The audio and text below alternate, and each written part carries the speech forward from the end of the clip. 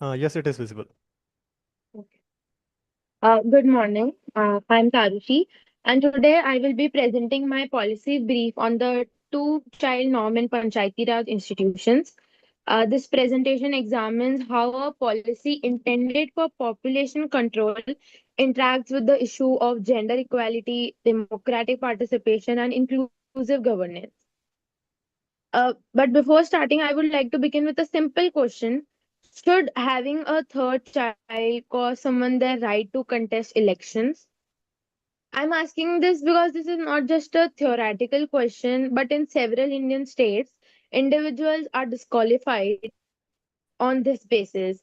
They are disqualified from contesting local elections if they have more than two children. So here, something that is personal, the size of a family, is directly linked to the political eligibility of any person. To begin, the two-child norm is a policy that is adopted by several Indian states that links eligibility for contesting Panchayati Raj institution elections to a family size. Under this rules, what happens is individuals with more than two children are disqualified from contesting or holding any elected office. The policy is designed as a population control measure. It attempts to influence reproductive behavior indirectly by using electoral incentives, penalties, essentially making political participation conditional on family size. However, when we compare the policy intent, which the makers intended, and what is happening on the ground, there is a clear gap. The policy aims to promote population stabilization and responsible reproductive behavior, but in practice, there is limited evidence that is significantly there is a limited evidence that shows that this is significantly reducing the fertility rates. So instead of reducing, it is leading to coercive decision making within the families. And it is disproportionately affecting women and marginalized groups who do not have full control over reproductive choices, as there are limited choices available to them. And additionally, it also creates an unintended consequences such as concealments of births or increased risk of sex selective practices like choosing of male child over female child. So rather than functioning as an effective developmental tool, the policy ends up restricting democratic participation and it reinforces inequality. And these statements that I just made are supported by evidences from multiple states. Thousands of candidates are disqualified, have been disqualified under this norm. The impact is also not uniform. It is concentrated in rural and high fertility regions. Additionally, women are also disproportionately affected and they account for a significantly higher share of disqualifications. And this is similar for marginalized groups uh, such as SC, ST communities and low income populations, as they are more likely to be excluded. This shows that this policy does not operate in a neutral way, but it amplifies existing social and economic inequality. So, in light of these issues, the key recommendation would be to shift from a coercive approach to an incentive based approach. First would be fertility based disqualification criteria should be removed. This should be completely removed to ensure that equal political participation and alignment with constitutional principles of inclusion. Second, instead of penalties, the policy should introduce positive incentives that could be financial benefits, welfare prioritization, educational support, or to encourage smaller family norms rather than imposing it directly. And the third and the last is that there is a need to expand access to reproductive health care that includes contraception and family planning services, particularly in rural and un- undeveloped areas. Overall, the goal is to move away from coercion and towards enabling informed and voluntary choices, as this would lead to a better output and would make sure that the intent is fulfilled at the ground reality. So, for the implementation of these recommendations requires coordination across multiple stakeholders. State governments will play a central role by repealing or amending the existing laws. The Election Commission will have to update their eligibility rules accordingly. Health Ministry would be responsible for expanding reproductive health and family planning services. And at the local level, Panchayati Raj institutions will help us in driving awareness and community engagement. ASHA and A&M workers will ensure last mile delivery of services, and civil society organization will support monitoring and advocacy. Uh, this is very necessary for fulfilling the implementations, as right now there, even if we look at the contemporary policy, there is not the coordination between multiple stakeholders is ineffective, as we have seen in the prior sessions as well as at the ground reality. So I have come with a phased manner so that the reform can be implemented in such a way. It will begin with legal reforms to remove disqualification provisions. Then it can be followed by expansion of healthcare and family planning services to address structural gaps. And next would be incentive mechanisms to be introduced so that it can encourage behavioral change at the ground level. And the last would be to the monitoring systems that would be put in place to track the outcomes and would ensure accountability. And in the terms of financing, this approach is both feasible and cost effective, according to me, as it can leverage existing allocations under the National Health Mission to strengthen family planning and maternal health services. This can also converge. There can be also conversions with the existing schemes such as Poshan Abhiyan and Janani Surakshan Yojana to optimize resource use. And the state government additionally can also allocate targeted funding with their health and rural development budgets to support the implementation. So when this policy is implemented and proper financing is available, this approach is expected to generate some positive outcomes, such as that first, it will increase women's political participation by removing exclusionary barriers with additionally with marginalized communities. Second, it will also promote a gradual and voluntary decline in fertility through informed choices rather than coercion. And third, that it can improve gender outcomes, including better sex ratio and greater reproductive autonomy. And it can all and finally, it will also reduce social and political inclusion, ensuring that marginalized groups are not disproportionately affected. So, in conclusion, while the two-child norm attempts to address population concern, it does so through coercive means that undermines democratic inclusion and gender equity. And a shift towards incentive-based and rights-respecting approaches will not only be more effective, but will also be more aligned with the constitutional values. Thank you so much. Thank you, Tarushi ji, for your presentation. Ma'am, any kind of remarks from your side or feedback? Are there any feedback or any comments from the panel, students or anybody? No, ma'am, not any questions or any feedback from the corporate. Well, Tarushi, it's a very strong conceptual brief you have actually written. And it raises very important question about the balance between what we call the population policy and the democratic rights of the individuals. I mostly found it like you have answered what we call in policy circles 5 W's and 1 H. Who, when, where, but a couple of things that that can actually make this policy brief more, strengthen it further. When we look at from the policy angle, like the recommendations to remove disqualification is well founded from the rights and inclusive point of view. However, when we look at from the policy design standpoint, the question is what replaces it? What I mean to say is we need to look into it from like regulatory tool and what is the alternative mechanism when we talk about this thing. So when you are talking about the incentives, like your shift towards the policy incentives is definitely talked about.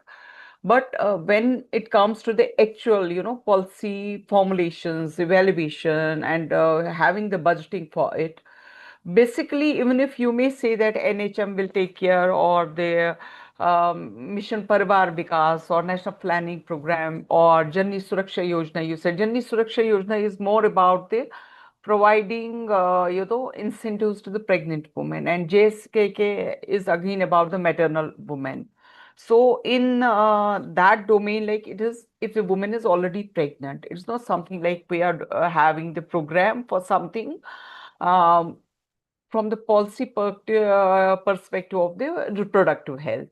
So when you are talking about those kind of incentives, like whether it is service based or whether it is the financial, so we need to be very clear like who funds whom through which scheme, and schemes need to be further sort of like not deciphered.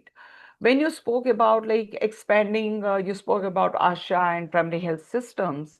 I think that expanding reproductive health care is absolutely central, but it is also very important, like most implementation and recommendations. But then we have to look into how much is on ASHA's already platter, and is it that we may have to involve the counselors, which are actually kept for reproductive health.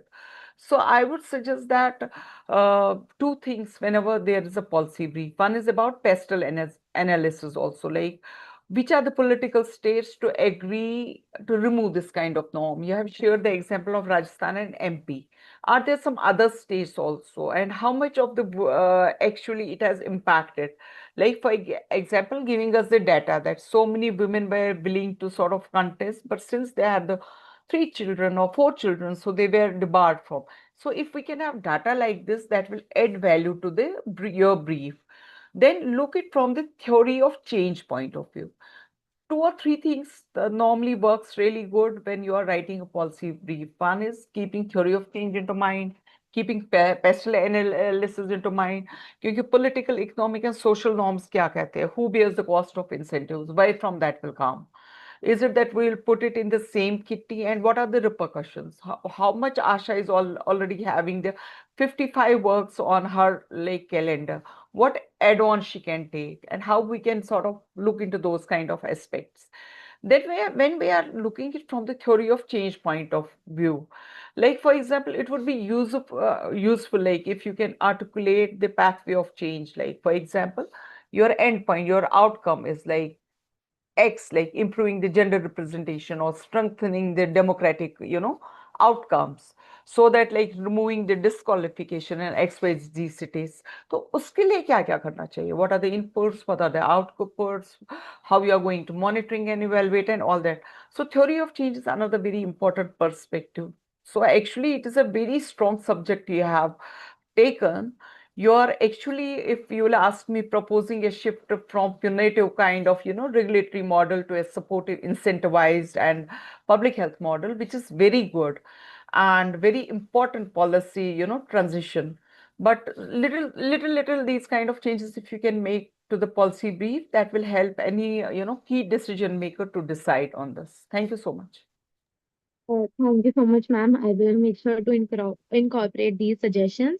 One thing that I would like to mention that when you were talking about ASHA workers, so in my college recently we did conduct a public survey for a policy in which we had talked to ASHA workers. And so here in Silvassa, where my college is, so there we went to ASHA workers and we did ask them, and they told us that they are already responsible for the health of maternal women, and they are already trying to educate people on reproductive health. They are also trying to teach them about contraceptives and sexual education also they are giving. So from that point of view, I thought that as they are already doing all of these, as they are already teaching, if we can connect that, so it would lead to a greater outcome at the ground level. That way you're absolutely right. Not only Asha does that, Asha's in her kitty, but adding this little element to it, like for example, आशा की खेती में आज की date में ये होता है, if a woman, first of all, if a couple gets married, the first day couple gets married, उनको 2 year का intervention के बाद बच्चा हो, so counseling that woman about not to have very soon the child, that is Asha's job. Counseling also, Asha's job is also providing the contraceptives when it comes to the, like in the village. Asha's job is also when a mother is pregnant, उसका antenatal care करना, antenatal care में उसको hospital कितनी बार जाना, minimum 4 visits वो जानी चाहिए on time, उसका बर्थ रजिस्ट्रेशन करना, बर्थ रजिस्ट्रेशन हो गया तो उसके बाद उसकी डिलीवरी करना, then spacing between the 2 children, and Asha gets paid for these kind of incentives. Saying so, when I particularly said, because this whole thing is about the Asha and giving them the counseling, but at the same time, under RMN there are counselors at most of the, like, PSCs, CSCs and all that. So how we can utilize those counselors also to give the right kind of, because they are actually meant for, giving the counseling and all that. So that is, you need to have that kind of clarity here. But overall, a very good topic. Thank you, ma'am. Thank you. Thank you, ma'am, and thank you, Tarushi, for the presentation. Now I would like to invite Dr. Savita ji. Hi, Shobit. Good evening, everyone. Good evening, Dr. Bakshi. Hope you are doing fine. Yeah, I'll right away start with my presentation.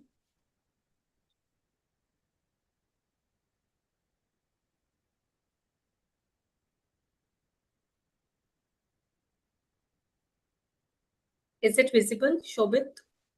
Yes, ma'am, it is visible. Yes. Good evening, everyone. Good evening once again. So before I formally start the topic which I've chosen for my policy brief, which is contextualizing tobacco control policies within the lens of social justice in India, I just want to start with how tobacco policy has, very unusual features as a policy issue. Although, the consumption of tobacco or smoking per se is legal, but it is also the #1 preventable cause for disease and premature death. So it also, the tobacco policy as such also represents important examples of intertwining of power and politics, not only in India, but throughout the globe. So there are a lot of resources and a lot of power which are also in the favor of transnational tobacco companies. Of course, with time, the World Health Organizations has ratified in its article on Framework Convention on Tobacco Control and given guidelines to countries how to, stop or, what I would like to put it in layman term, fight with the tobacco industry per se. The case of India is a little different because globally we know that the most commonly consumed form of tobacco is cigarette or in the form of smoking. There are around 1.1 billion smokers throughout the world, and around 360 billion people in around 140 countries, if I'm not wrong, use smokeless tobacco. Out of these, 77% tobacco users are from low and middle, smokeless tobacco users are from low and middle income countries, especially Southeast Asia. So SLTU is particularly very high in India, Bangladesh, Pakistan. And also to add to these variations, the smokeless tobacco, whatever burden it is on the poorest segment in these countries. So when we talk about India's problem, according to the GATT survey 2, 28.6% of all adults use tobacco in India, and there has been a decrease of 6 percentage point from GATT's 1, which is something to be lauded as far as tobacco control advocacy and efforts are concerned. Out of these, 10.7% of all adults smoke tobacco, and 21.4% of all adults use SLT. Within these brackets, there are also a lot of variation and heterogeneities of gender, of geography, of socioeconomic status, and the type of tobacco which is consumed. The prevalence of tobacco use above the national average, if I talk about heterogeneities, is seen in several states of Northeast India, which exceeds more than 40%, and also in states which are dominated by tribal majorities like Odisha, Chhattisgarh, Jharkhand. It is also very important to note that these states, they also have a large population of scheduled tribes. These tribes are concentrated basically in the states of Mizoram, Meghalaya, Chhattisgarh, and Madhya Pradesh. These communities, geographically and otherwise, also have been subjected to social discrimination or caste-based hierarchies, which have also led to or augmented their already present social disadvantages. There are also studies which show that these differences also intersect with variables of sex, education, and geographic regions. And there is an increased use of tobacco among ST and ST groups, which also then identify the overlapping handicaps which are operating at the structural level, operating at the individual level, and at the community level. This usage of tobacco is also closely linked to in as far as adolescents are concerned, especially from the marginalized communities in urban slums and tribal areas. They are distinctively and every day exposed to low cost smokeless tobacco. So understanding and addressing this inequitable impact of tobacco is an issue of social justice and is also important for improving the health equity. So as far as tobacco control policies and interventions are concerned, this should be the core principle. We'll see why and how. And the groups which have been marginalized already by social, economic, and political system, they are, unlikely to be protected by policies which support their basic needs, which including healthcare and providing access to, systems of care whenever it is needed. As far as India is concerned, I would not say challenges as such. I would say the implementation deficit or the implementation gap. There are provisions which are documented in the National Tobacco Control Program and also in the Cigarettes and Other Tobacco Products Act 2003. Their implementation within and across the state still remains a challenge, although we have come a long way. There is no doubt about it, but still there is lack of some, product specific control strategies as far as specifically concentrated on smokeless tobacco. It also becomes, all the states, we have a national tobacco control cell at the national level, which then we have state tobacco control cells. But there have been significant, gaps which have been found in the training, enforcement, and accountability of those handling these. Also, the prohibition of tobacco products, which COTPA, legislates, it is still being sold under educational institute, and its enforcement remains questionable or low. Also, the efficacy of control initiatives and enforcement of COTPA is inconsistent across the state, given the geographical and cultural variations which each state has. Also, there is only one tobacco cessation center per 2 million population, with the rural areas being underserved. Most of the times it's at the level of the district hospital. And also the tobacco control measures, specifically when we talk about SLTs, they still have to percolate, to women who want to quit using tobacco. When we say policy, I'm still reading a lot about it, and this is not, very conclusive in nature. Let me put it very clearly. But as and how we speak about policy solution or policy edits, there still needs to be, stringent policies towards regulating the SLT industry. SLT industry is highly regulated, and also this makes the products which are being sold a little different in the constituents which they offer, and then they offer a different health risk to anyone consuming.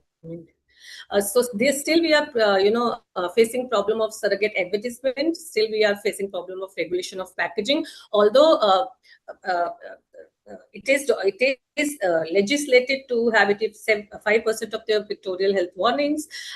We are moving towards it. We are also moving towards, converting, not using plastic for packaging, but we still have a long way to go. And also improved taxation. In February 2026, if I'm not wrong, the GST on LCD products was increased to 40%. So we really cannot comment of it as of now, but we can take cues and evidences from what has happened before 2026, when the announcement was made.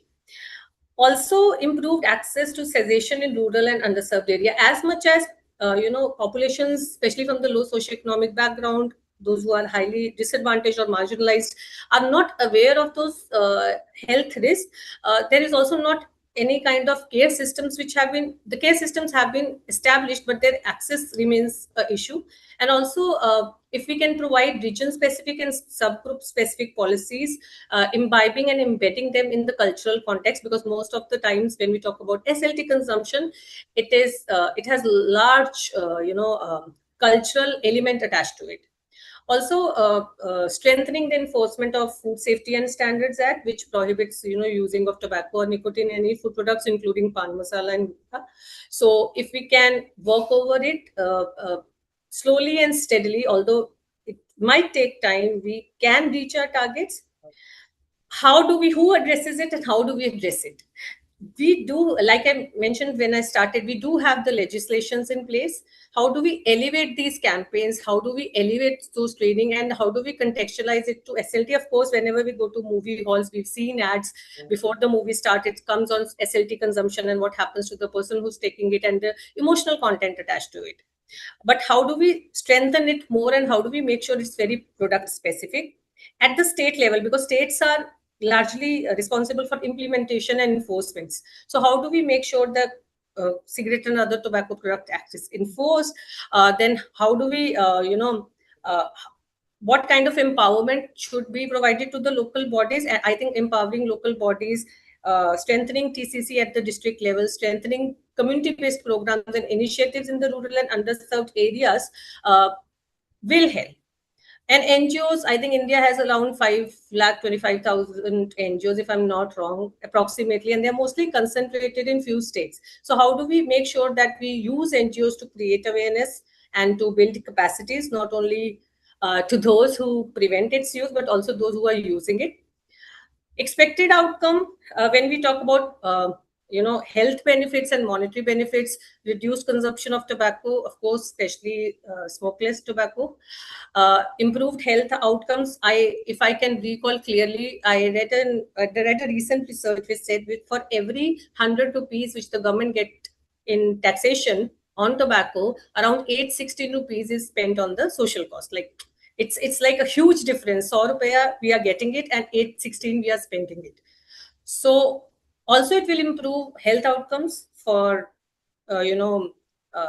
underserved population across all the age groups, caste, gender, and geographic disparities. Administrative indicators, where our National Tobacco Control Program or CODPA, whatever is envisioned and legislated under them, especially how do we prevent interference from tobacco industry and how do we stay ahead of it, and also putting together culturally relevant and tailored sessions, suggestion support. These are my references. Thank you so much. I'm open to questions, comments, observations. And to mention, Dr. Bakshi, I did take your comments very seriously. I'm still working on it for the paucity of time, too much going on in university. But I truly understand what you meant, and I think I received it from IMPRI's site. So yeah, I'm still in the process of writing and amalgamating everything. Thank you. I think we have Dr. Purnima Chauhan ji with us. So in case she wants to comment on this policy brief. So ma'am, are you there? Shobit, if you can just check, because in between, like, she had come for some time. Yes, ma'am. Dr. Purnima is here. Yeah, just in case she wants to address it, and then I can follow up, or whichever way she is comfortable. Thank you so much, Dr. Manorama. As always, a very well-researched presentation, I must say, and on a topic which probably doesn't surface as much as it should, and in the rural areas particularly, and with the women being unaware of the fact that how it impacts them, and biologically also, whether it's the drink or tobacco, the bodies are not biologically geared to bear that. And that is not a point which is brought forward in this very modern society that we are evolving towards. But yes, since I joined late, I'm sorry I missed some of it, most of it actually. And I would love to hear what others have to say about it. And thank you, Shweta, for your presentation. Thank you, Dr. Chauhan. I can share it with you if you want to read it or give your comments. I'll share my policy brief across. That is nice. Most welcome. That would be most that welcome. would be lovely. Thank you so much, Shweta. I think that it's very relevant and timely policy brief, particularly like how you have mentioned about, tobacco control with social justice lens and all that. Your brief definitely addressed for Dr. Chauhan's, so that she also knows. Actually, ma'am, her brief identified the GATS data and a bit spoken about the, socially patterned kind of structure and higher among the disadvantaged groups and health inequality and social justice and those kind of things. But from policy perspective, Shweta, I see Yes. some of the things which you can improve. Like, for example, when we are talking about which you have read, and I am sure that you had a session on policy instruments, wherein I think Yes. we spoke in opening, even I also gave in my opening remarks in the beginning of the policy briefs, wherein I said what kind of policies we have, like the regulatory policies, like taxes, bans, behavioral, when it Yes. talks about the Indeed. awareness and all that. So in your brief, if you can address what kind of, it can be multiple policy interventions, Yeah, like yeah, for yeah, yeah. example, redistributive bhi aa jayega when you are talking about the vulnerable groups, like these are the segments of the population or these are the disadvantaged groups. So definitely redistributive policy usme aa jayegi. Or when you are talking about the behavioral, तो awareness जो आपने बताया कि cinema halls में आ रहा है, somewhere you have to mention that policy instruments, which are the Yeah, yeah, policy yeah. instruments that you are using. Second is when we are talking about the policy design logic, like for example, I normally take, whenever I look at a policy, I look it from the point of pestle, theory, and I look it from the theory of change point of view, which I already spoke also. So Yes, अगर हम yes. casual pathways का देखेंगे, like what is going to bring the change when we talk about like combining the social justice with tobacco cessation program or tobacco control work, like those kind of things. So Okay. even though like you have spoken about COTPA and NTCP and all that, but is it something like when we talk about the policy coherence, like is this going to be complementary or is it going to be again duplication kind of a thing?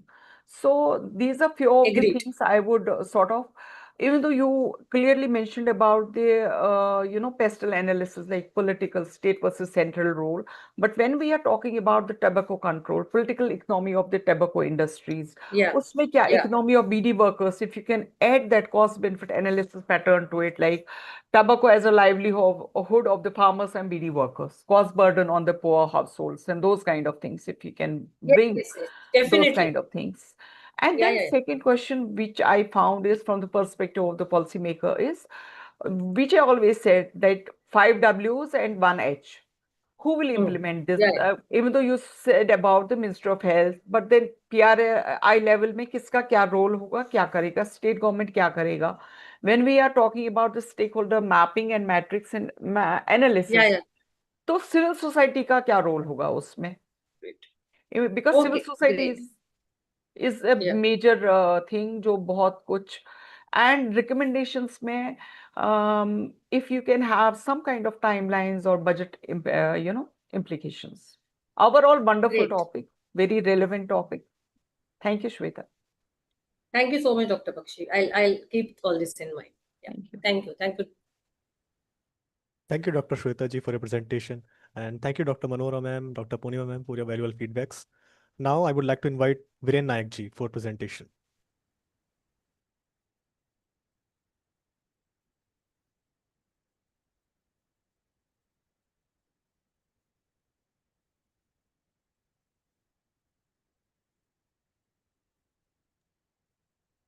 Hello, sir. Am I audible?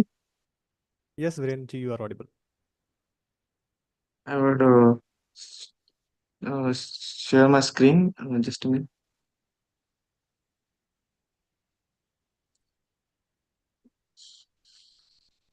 Mm,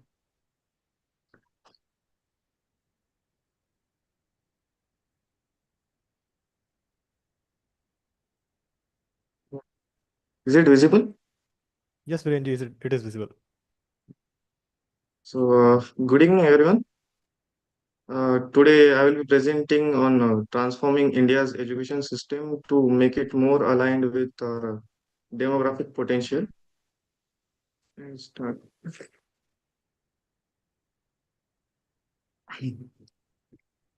So India has one of the largest young population in the world, which is a big opportunity. But our education system is not fully preparing our students for the future. For example, many students still struggle with basic reading skills, which shows a serious learning gap at the foundation level. According to a ASER report, many 50% of grade 5 students cannot even read grade 2 level text, which reflects poor foundation learning. For example, at the same time, there is too much focus on competitive exams like NEET and JEE. Uh, uh, sir, I will need a minute. Just a minute.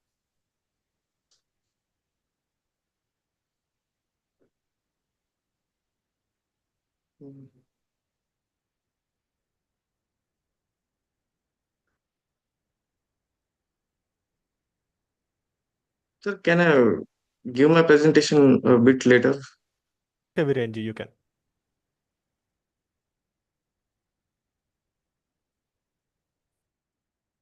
Now I would like to invite Niranjan Krishna Kumar ji. Yeah, just give me a second.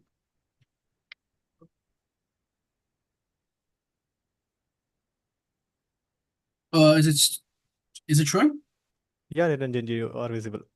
Okay, so what I'm going to present, hello to everyone. What I'm going to be presenting on is the need and potential impact of just transitions in India. So first question that everyone I have to answer is, what is just transitions?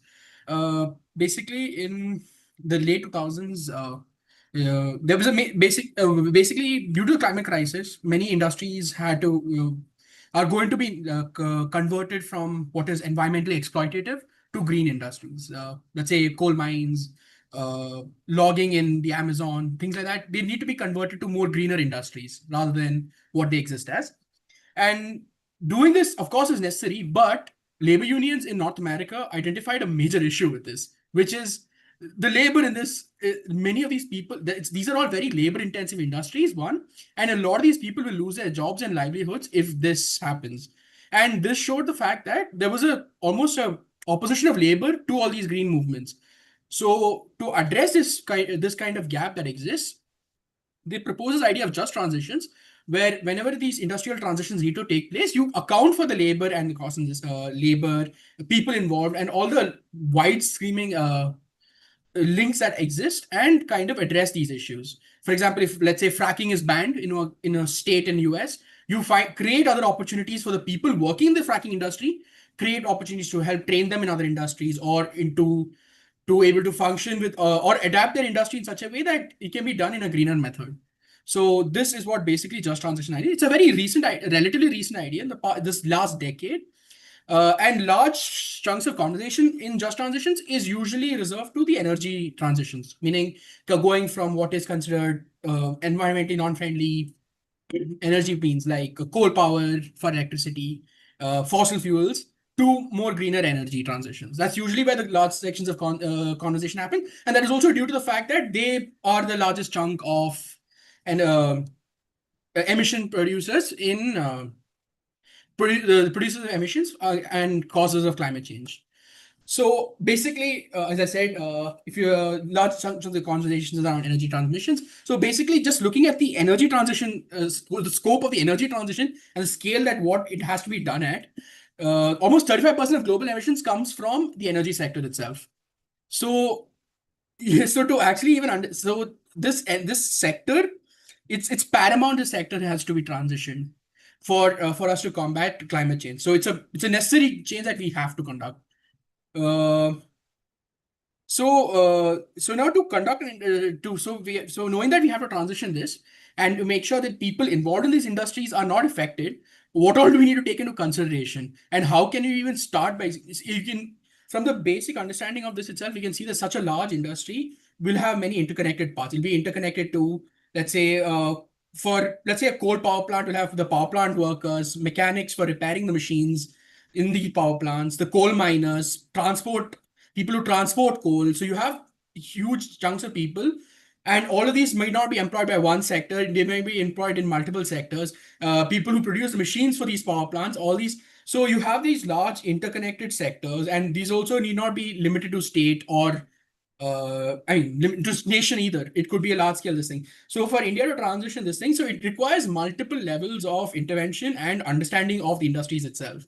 So for example, it has to go through a national level to understand how much scope it is, state state and local state level for understanding the impact on individual levels, like how a person is impacted, that you can use it as state level. And then local governance would be the best for executing at least the training elements of this thing. Another big issue is another major thing we have to also consider just transition is also legal ramifications. It's not just about just transitioning one industry to another. It is to know that the industry you push these labor into are also safe and protected in these industries. They have legal protections. They are actual formal laborers in these industries. That is also a very important factor that we have to consider. It's not just purely an employment transition. It is also making sure where we transition them to is also a safe and protected industry, sector. Another major issue, and what are the major barriers that can come up? One, there is knowledge and skill gaps that will exist. When you transition from one industry to another, we have to address all these knowledge and skill gaps. Two, even data collection, one major factor which will make it harder to collect data is the fact that a lot of workers in India are informal. They are not formal. Like, even though many of these industries will have a large chunk of formal laborers, there will also be a lot of informal laborers who might get left out if you don't count it properly. So that is a major thing that needs to be considered. Also, migrant laborers will be involved. Third would be the private entities itself. Like, for example, there is many parts of India also have private electricity providers. So companies which provide electricity, coal mines are owned by private entities. For example, Adani's coal mines and stuff like that. So transitioning for them is not a profitable endeavor. So the government has to, so they will also oppose many of these actions, and they have the monetary resources to even fight against it at a very large scale. So these are the major problems that exist in even attempting a transition. So while, as I said, it's a very young young idea. So I don't have much way of actually explaining, but my potential ideas of how to kind of even start executing would be, first is data. The amount of data required for this is immense. And it has to be required at multiple levels. As I mentioned earlier, at national level, you have to look at the interconnectivity of industries. You have to look at how many industries are impacted, how they are impacted, and what is the thing. The state level would be required to understand person-to-person impact, like how much each individual person is impacted by it. How many people are unemployed, will go unemployed? How is this thing? And so these two things are required for actually.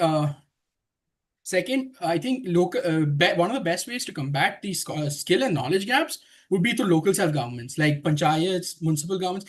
You can empower them to create and work, of course, with NGO. You have many local NGOs who always consistently work with local self-governance.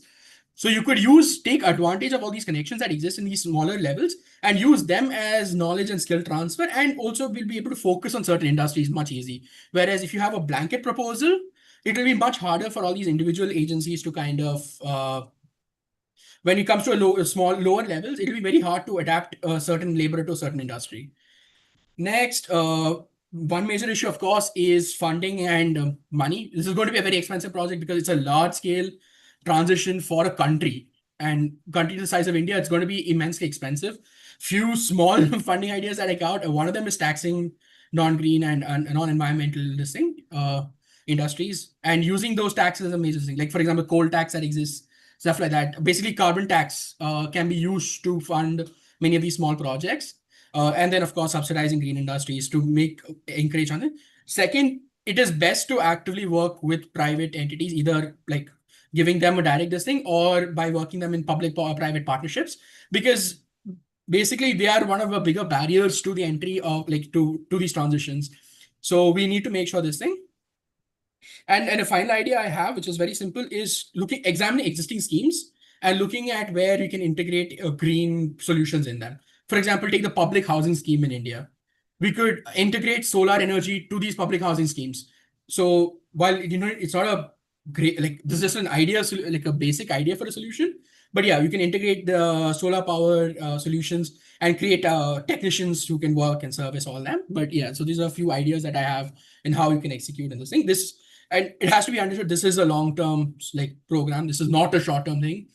And so a few additional points I want to mention. Again, as I mentioned earlier, the large-scale transition largely talks about majorly energy sector, but this is by no means limited to the energy sector. In looking at climate change itself, there are multiple other sectors where it can be influenced. For example, the textile industry, it's a major polluter, and how many of the products made, for example, denim, all of those use many harmful chemicals and stuff, which damage environment. So even these industries can be actively impacted. And for example, let's take cotton production, or transitioning to greener materials can itself change how agriculture, which will impact the agriculture industry. So all these kind of industries need to be transitioned into more greener this thing. So it's not limited to energy sector.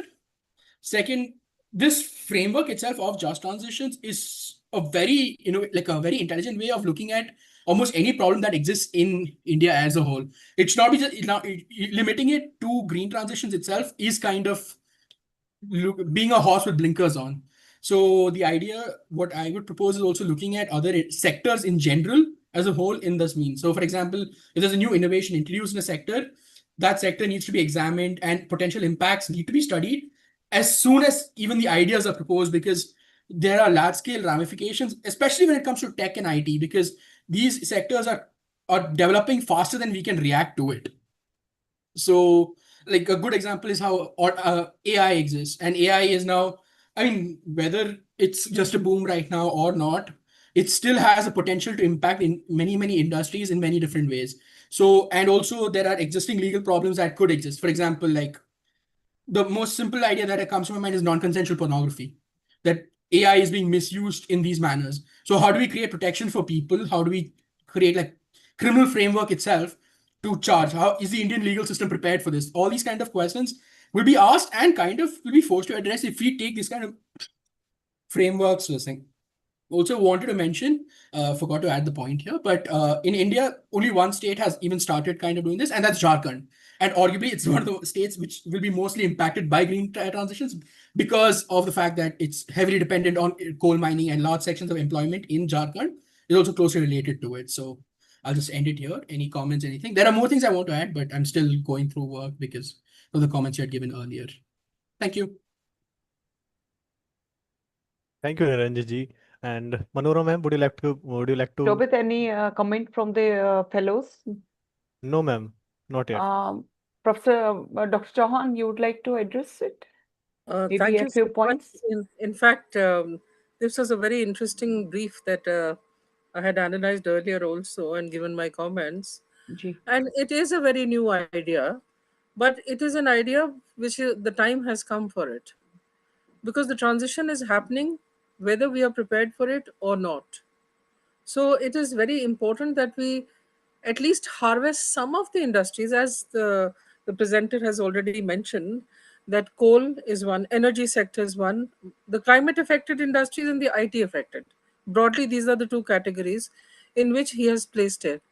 Now, the kind of jobs that are being affected, whether it is just or unjust, will depend upon the skill levels of the people holding those jobs currently in the pre-climate change and the pre-IT based present scenario. Now, as we transition, and we are transitioning at a very fast pace, so how do we make sure that the policy is not retarded? It doesn't become obsolete even before it is implemented. So Jharkhand is a good example that he has given. Similarly, that is a geographic example. I would also say sector specific. Jharkhand he has used because of coal and its impact, the fossil fuel based industry transitioning to a green industry, and the kind of jobs which are going to be impacted, but also the kind of people behind those jobs who will be affected, who will be retrenched, and whose demographic dividend is also in peril. It's very important to see what are the skill gaps.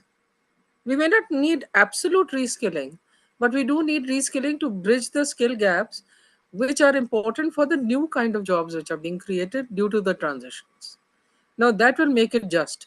So again, when we start policy like this, because it's a very new area, we need to define what is the basic just level, a baseline just. What is justice for this particular transition? And then work on it, that how do we bridge the gap so that retrenchment is minimized, so that skilling is maximized, and that is how transition takes place in a manner that people are not afraid of transitioning. The impact that transitioning is having, the negative impact, positives we can all see, but the negative impacts need to be checkmated. And that is where policy steps in. But policy cannot be, it has to be a large template. It cannot be only sector specific. Sector specific sub policies will emerge. A model has to be developed, a policy model. So Jharkhand may be a good starting point, and I think across the globe also, I didn't see any major examples, but in the references that he has used, yes, just transition is described. So I think he can enlighten us on that, how the idea came about and what is the roadmap for just transitions, if any other country has experimented with it. Thank you. Thank you, Yes. Purnima, Chauhan ji. Thanks for So time. to this thing, my major reason for using Jharkhand itself is Jharkhand has a Just Transitions Committee. Like Good. it's I forgot the exact title of the committee itself. It's called Just Transition something committee. But yeah, Jharkhand itself started it, and I think its proposals and everything kind of it's like a 50-year plan kind of thing that it'll take like 2070 to kind of execute all of it. Because again, it's almost a large chunk of its population is involved in a environmentally exploitative sector. So that's thing. Also the No, origin of Just one thing. I think 2070 maybe one of the reasons is that we are going towards zero emissions Yeah, by that date. it's a long-term project in that sense as well. Yes, yes. Another thing, the idea I think of I've searched for it. I think it's from oil rig workers or oil related to the oil industry in America is where it started, and basically it's because America transitioning away from like oil production and stuff like that. It's that, and also it's still being proposed in many countries. It's still very early on because I think in the large climate conferences they started introducing it in the 2020s. So. Right. Like so now people are starting to take it into consideration. I think in the UNDP project they mentioned it once or twice, and that's kind of about it in terms of large scale execution. I'm still looking into it, but yeah, so like A good, active. a good point that you have raised is actually how to fund it, how Yeah. to fund the just transitions and the skill upgradation which is required. And I think the polluter pays principle, being the baseline principle, should probably be the starting of in the policy. And what are the sources of funding? Maybe one could Important. elaborate on that. Yeah, that's kind of where I'm like working on right now because even I have very limited knowledge of this, so I'm still learning as I go. So it's a No, tough it's an solution to ask. interesting. In fact, when the ecosystem has not worked too much on it, your work will be appreciated as a starting point. And polluter pays principle, how it will pan out, I myself am not clear. But yes, one could dwell on it and one could think of it because the pace of change will not allow you too much time. Yeah. That is important. And it's a good thing that private sector should be involved, but I don't see any motivation for them to be involved. For them, what is it? You retrench people, hire new ones. But in the market, in the labor market, are there skilled people who will fill those gaps, the I new mean, yeah, jobs? that's kind of one of the biggest barriers to entry. And I think I only mentioned it as one line in this, and I've not truly mentioned it, but the biggest barrier is that the private sector has already played in this thing, in the power energy sector. But I think one thing which is kind of interesting is the fact that a lot of it is also not just in coal, the energy sector. I'm just looking at energy sector here. It's Yeah. not just coal, it's also hydroelectric and stuff like that. So maybe you have to push them into those directions because it's a global need at this point. But it's very hard to answer this question itself. How do you get private players to actually care about the world itself? Yeah, and it's Because not just caring. They will only care when the profit margins are higher. yeah, no, So, yeah, I and mean in that sense. they will also care on investing in gap filling, in skilling and paying for the skilling to fill the skill gaps. Only if they know that the market ecosystem doesn't have such people. Yeah. They don't have people who will fill those skill needs which are emerging now, emerging skills due to AI, due to climate change. Yeah. So these are, in fact, probably a good starting point for the government also. So basically, the investment will have to be done initially by the government, and it could be in a participatory mode that the private sector also puts in chips in, and the government also, public private partnership, that kind of a mode. Yeah. Thank you, Yes. But Shobit. a very, very interesting topic, I must say. Yeah, it's a very interesting topic, ma'am. But at the same time, I mean, to have this transition socially justice and economically viable, I think that's where budgets come in, like wherein and institutionally feasible also. When even though Shobit has spoken and addressed some of the things, but I see it like from policy theory perspective, like which type of policy it is. Is it a labor policy wherein we are addressing like skilling and non-skilling, or is it going to be the energy policy? Because there are different kind of, even though the brief is very conceptually very strong, but we need to look it from the policy design clarity point of view. Type of policy, is it a labor policy, energy policy, or social protection policy when we are talking about it, and what kind of tools, policy tools we're using. Actually, as Purnima ji said, that maybe government has to come in the beginning, but when we what exactly the governments will do? Will they skill the people, or there will be cash transfers kind of thing? I mean, there are multiple kind of things that when we talk about the right, the intent. So, which instruments the government is using, like, or is it the job guarantees, like for those people who will be out of the job? So there may be multiple kind of things that can be sort of, and then we may have to wait based on the cost benefit analysis, कौन सा better रहेगा and कौन सा will bring.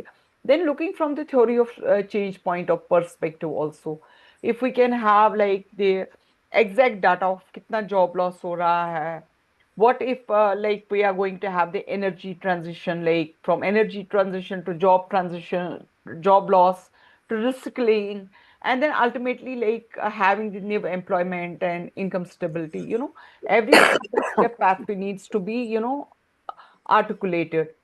So definitely you have to look into like which I see the main stakeholder matrix जो हम policy में कहते हैं कि कितने पॉलिसी मेकर लेंस आपने इसमें, एग्जीक्यूशन क्लियरिटी कितना है, like is ministry of coal involve, और डिपार्टमेंट कौन सा वहां पे है, किस किस जगहों पे, ज्योग्राफिकली क्या है, stakeholders. I was thinking maybe in stakeholder matrix you will involve the power, labour, coal extra, along with maybe trade unions and workers and all that. And Yes. Purnima ji ने तो already बता ही दिया है when she spoke about the budget and timelines and what will be the institutional mechanism. So that will actually make it more robust policy if you will add those elements, and maybe after recommendation something of the timeline and budget if it's going to be a pilot or that sort of. And what will be your monitoring mechanism? Because when we talk about the policy, we need to have a monitoring mechanism also. Like for example, workers reskilled. What will be the measure of success? Like plan, do, check, and again action. Like yeah, employment outcomes है, income के लिए, regional inequality के लिए हम क्या कर रहे हैं? So a few of the things, The because one I thing I see. remembered ji. when I had spoken on this PPYF, and my presentation was shared also with the fellows.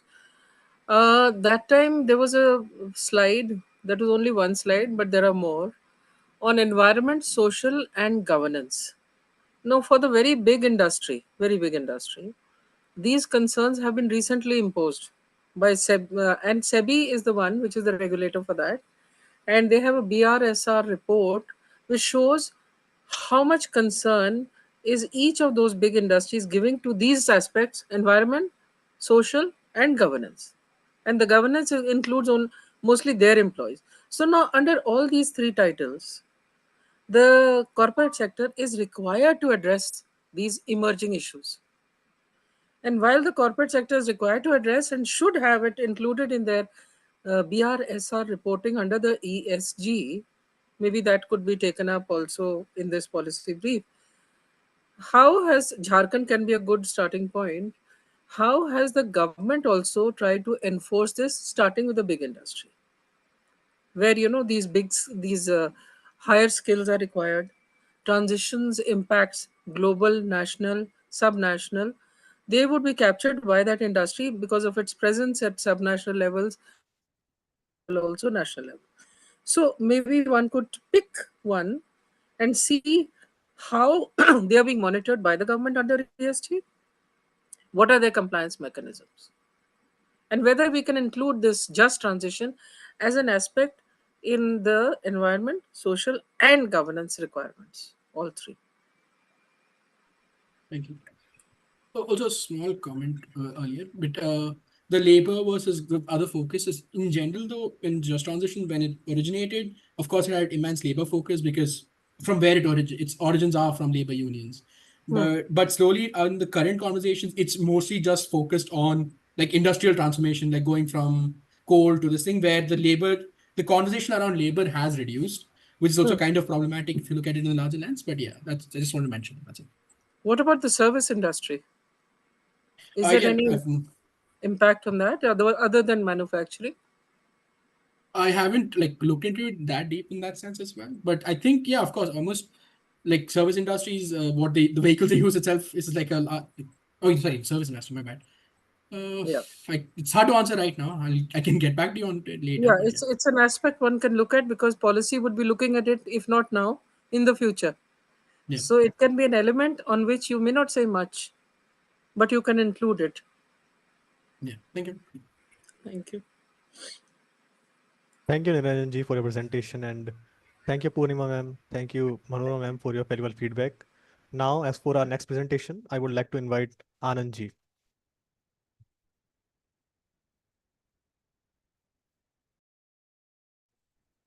Hello. Hi. Am I audible? Yes, Anand ji, you are audible.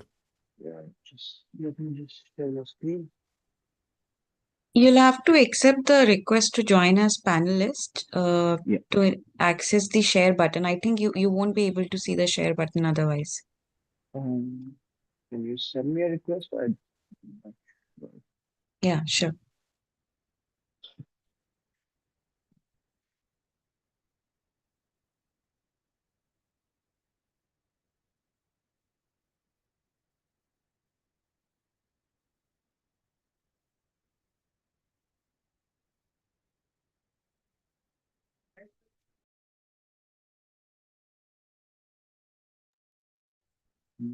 Still haven't.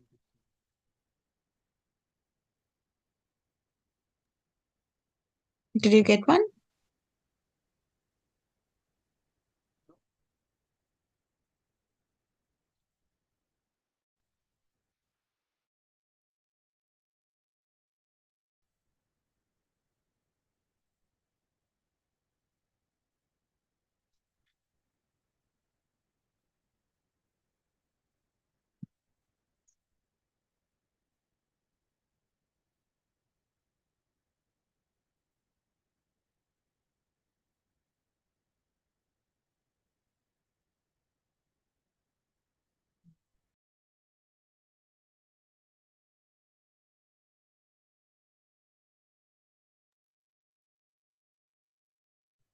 We'll give it a minute.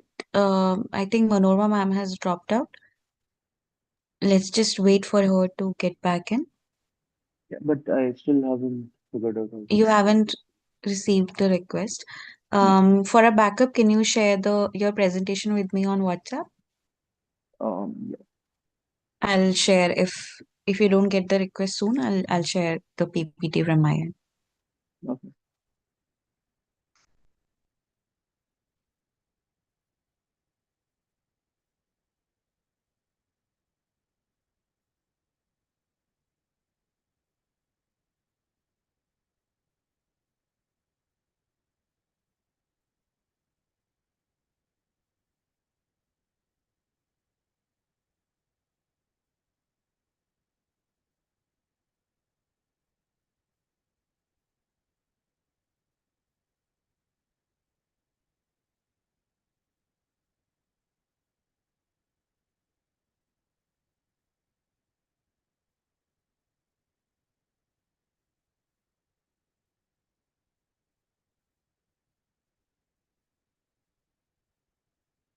I've sent you the presentation. Yes, I've received it. There's some network issue with Manorama's network. Let's just give it another minute.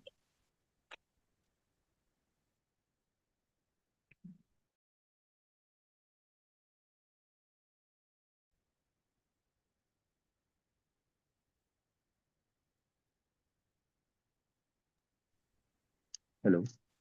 Hello. Hi. Yes, ma'am. We can see. Okay.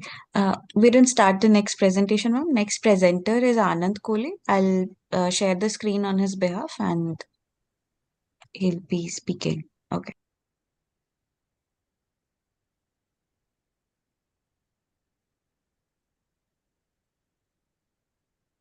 Hello, am I audible? Yes, you're audible. Just a minute.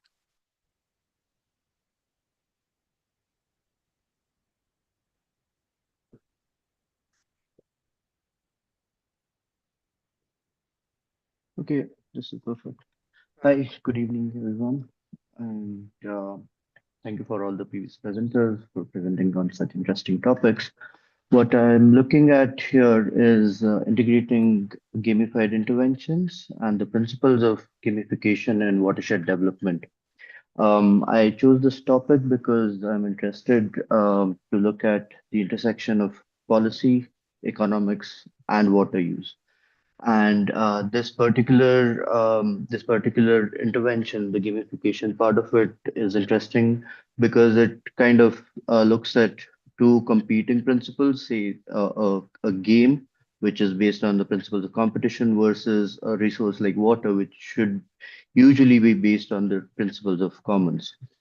If you can move to the next slide. Yeah, so watershed development, to just give a brief context and history to watershed development, it has been part of various developmental programs since 1960s in India, and before that through informal policies. And recently it has not gained a lot of traction, but it has been center of policy focus as well, in order to first of all, um, to to to look at the environmental aspect of water and watershed in order to tackle climate change and water related stress. And second of all, as economic spillovers of watershed development, there have been various developmental goals that can be achieved through watershed development, majorly rural poverty, inequality, higher health status, etc. So watershed development has been a focus of policy making in India, and I'm going to focus on Maharashtra specifically because that's one of the highest states with highest rates of suicides and farmer death. So I think addressing the issue of water in Maharashtra takes primary concern for me. The state of Maharashtra has it's basically an arid dry land with quite unpredictable rainfall, and this results in various climate shocks that the farmers need to go through, as well as it results in disproportionate agricultural productivity, resulting in the economic disadvantages that I mentioned earlier. So the idea comes from the idea of gamification, or a competition regarding water, comes from this huge competition that was run by Pani Foundation. Pani Foundation, it was called the Satyam Jayate Water Cup between 2016 and 2019, and it was led by a huge support from the then popular TV show of Satyam Jayate, and it was across 4 years, and it had around 4,000 villages which participated in this competition. But they kind of shifted their focus from a water-centric competition to a farmer-centric competition in recent times. So the results of these competitions were highly appreciated by the state of Maharashtra, as well as the farmers. A lot of NGOs that worked with them, which benefited from increased water table. There was a lot of increase in agricultural productivity. There seems to have been no long-term studies as such, since it was quite recent. So things like inequality or income increase has not been mentioned in any of the reports. Um, but a lot of qualitative or anecdotal evidence show that there was an increase in social capital, an increase in income, reduction in migration from, say, rural to urban, etc. So what I want to look at basically is how so the competition the competition addressed a big issue that was concerning watershed development in early 2000s, and that was the participation, because participation in watershed management was usually forced upon by the government agencies. It was majorly a technocratic top-down approach that almost all of the government policies had taken up.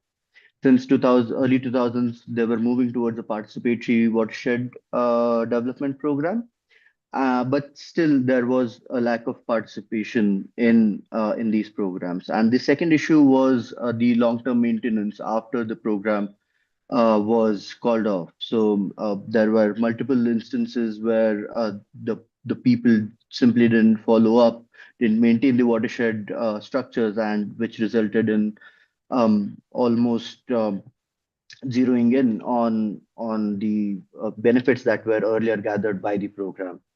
So there has not been any policy per se designed in order to address these issues. The last committee, I think, was the 2008 committee, which gave general watershed guidelines, and after that, the new watersheds have been shifted to the PMKSY, the Krishi Sanchay Yojana.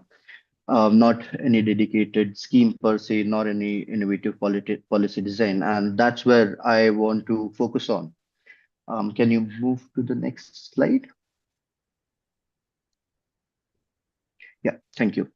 So as I mentioned, there were a couple of policy gaps in which were presented by the earlier programs, and this that is what the gamification would this is what I assume gamification would address, given the high level of participation that Water Cup got in their programs. First of all, the participation was highly intrinsic or intrinsically motivated.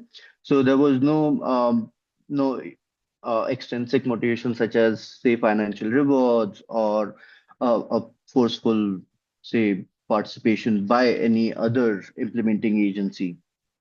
Um, so so this was one of the big achievements of the Water Cup, and since gamification addresses voluntary participation, I feel that is one of the policy gaps that this design um, would address. And so currently what I'm looking at basically is to understand what kind of principles, gamification principles, can be integrated from various games that have been played in other sectors, especially environment. I think we have in the state of Maharashtra, we have the Maji Vasundhara program, which gives an award for for a list of factors that they consider for environmental benefits. Then we have under the Swachh Bharat Abhiyan, we have the Clean City Award. And these are the kind of awards that one gets, not simply because they were forced into participation, but because they voluntarily participated in these programs. So that is what I'm currently looking at. These principles include how participatory management would work in terms of watershed and in gamification. Second thing would be how would competition between villages would impact the resources of that particular watershed, because it may happen that since two villages are competing against each other, it would result in a commons problem, which is I think quite obvious. So these are the two issues that I'm currently looking at, and as well as how this would lead. The third issue that I'm looking into is how a competition like this is building social capital. So when I did some research on this, and there was huge amounts of social capital that was built during the time of competition. And the fourth and last thing that I will I'll try to look at is how this social capital sustains over time. So these are the four things that, or the principles that I want to try to introduce in a gamification policy. If you move to the next slide, I think it's a more. So what the policies that I currently looked at were majorly involving the state government departments of water resource, agriculture, and finance. It's a very overarching policy. The current policy the government of Maharashtra implements is a Jalyukt Shivar Abhiyan, which is it's a very overarching policy where it's more like a guideline. So those are the departments that would be involved in this water resources. Then there will be state level or district level authorities and the village development committees. While a lot of or the two other policies or interventions in these cases also involved NGOs in terms of giving technical training to people as well as to provide on-field help or support would be a better word to implement these watershed programs. And I think the last would be the technical education institutions, which were involved in majorly the scientific.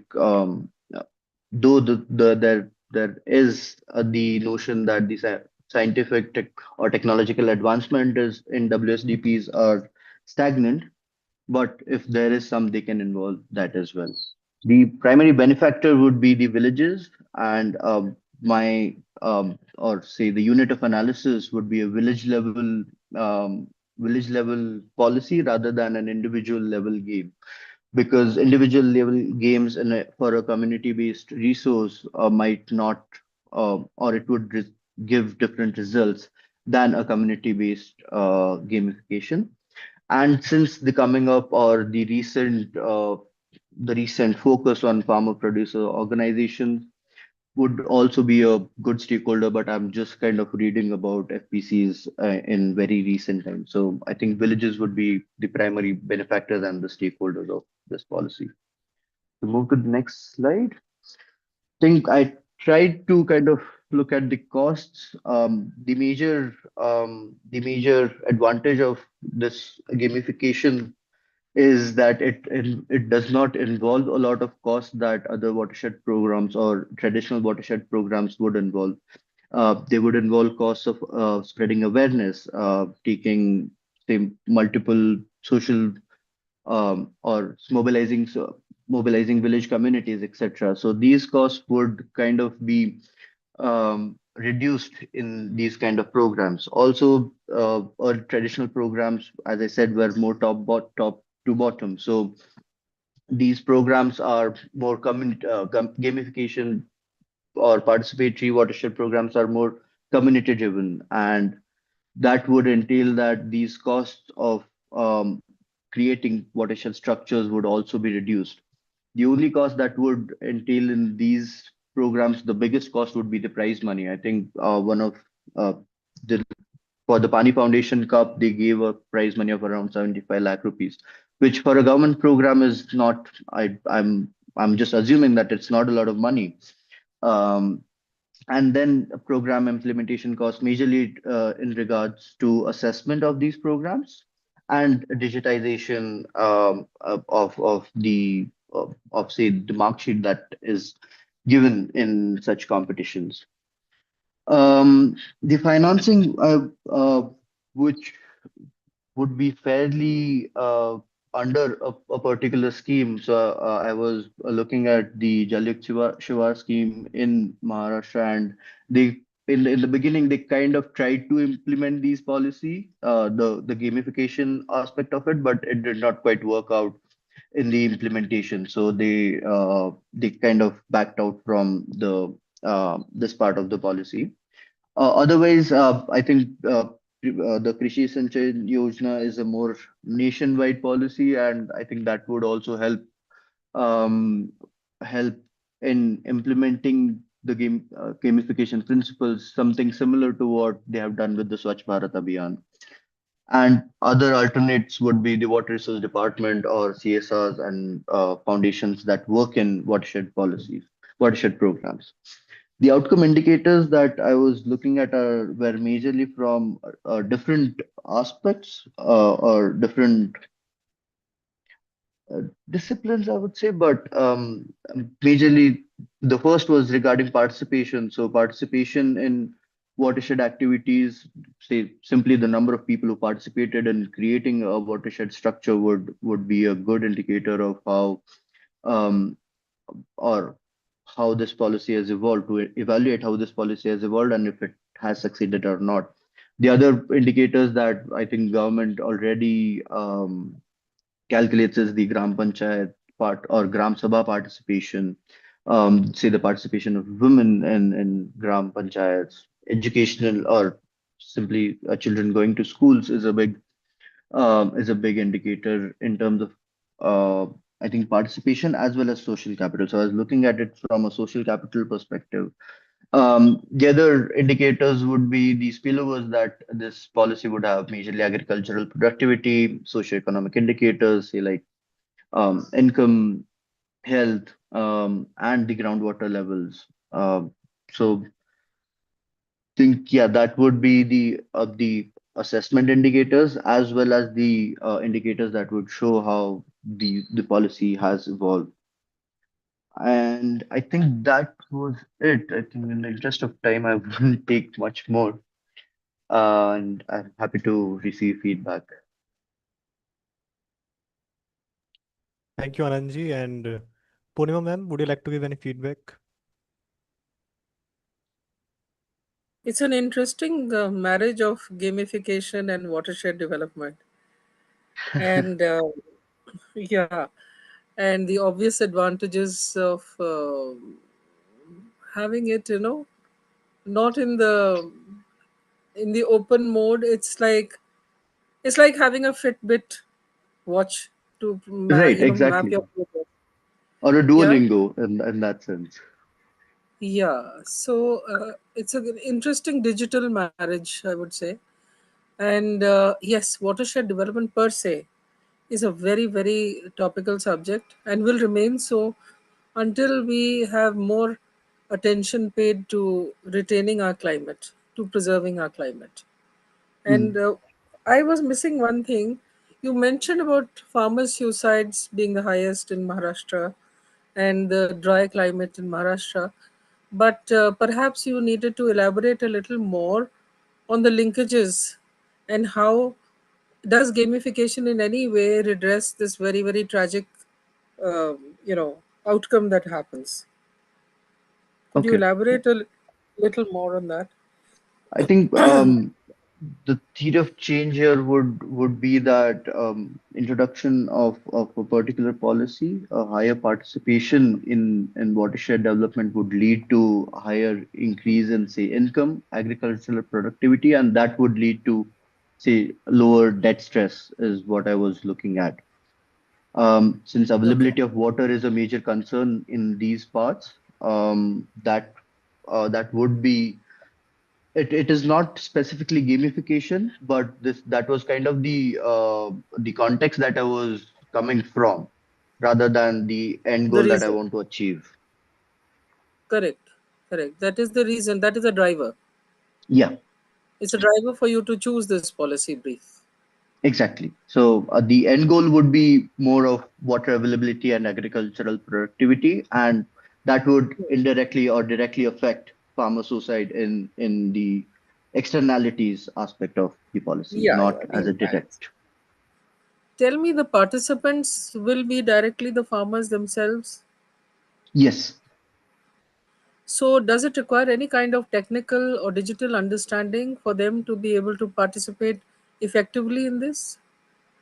So I think watershed programs as such have been implemented since 70s, as I mentioned. So there has been multiple technical programs, technical trainings that have been given to farmers in this aspect. Okay. But again, it would also entail, like, if I was a policymaker in this case, I would also include a part of training, especially for the villages that are coming for or participating in these programs. So that would also that was included in the cost, the training cost, but I don't think it would amount to a lot. So yeah, Okay, so that would be an essential which would be included. right, right. So also, I don't know if you heard of this paper which was written by Hardin in 1967, Yeah, Tragedy of the Commons. right. Yeah, It talks about how the commons are being, there was an ideal utopian number, an ideal number in which sheep could consume the grass which is in a pasture. right. Let's say 100 sheep was the optimal number. But when 110 came, Mhm. then everybody, it became slightly suboptimal for everybody. And then when 150 came, then there were wars. Right, Then there was marking out of territories. This is mine, or you can eat at this time and you can't eat at this time, etc., etc. right. So it was suboptimal for everybody. So what was considered a common good Mhm. became good for which competitive good. So I that kind of so does that in any way apply to the brief that you're developing? So again, you mentioned a very good point. I think all the water resource studies start from this particular problem, and this is what is the philosophical background that I'm looking into. So how a commons problem which Hmm. can be solved. So there have been literature after that which says that community organizations would solve this commons problem. Say, Yeah. there was this theorist Ostrom who developed a framework which says irrigation problems would majorly be solved by community or community-based organization, institutions, etc. But Hmm. then a, a competition, specifically a competition between villages, would kind of go against this principle. So that is the philosophical background that I want to look into, but that is not under the policy arena. That is something very separate. But I Okay. agree with your point that the tragedy of commons is something that will be addressed as part of this policy. And I Hmm. think that's why I chose a village level unit rather than an individual level, because these are, again, competitions, say, in terms of or policies in terms of forest conservation have this particular problem Hmm. where people are saying that this is my part of the forest. But for water, it's very difficult to do so because water Hmm. in aquifers, water in, say, groundwater resources are Hmm. very hard to Yeah, appropriate. Sorry. So absolutely. Until now considered a free good, and lots it of is still, free yeah, and very political, extremely very political. political as well. In its use, in its conservation, in its tariff fixation, water is a very political subject, a public good actually. Otherwise, but yeah. I So think Fukuyama was the one who said water is the start of all wars. So yeah, that Fukuyama. still, Okay, yeah, Fukuyama comes up with lots of things like end of history. yeah, Yes, very interesting, and at the same time, something which will remain. It's not new, but yes, gaming may be a new aspect, or it's an improving aspect with technology use. Um, Water having no substitute is a matter of concern in all its avatars. right, So wherever we are focusing on water, vis-a-vis climate change, marrying technology to it, water is critical. So the right, policy brief will be critical.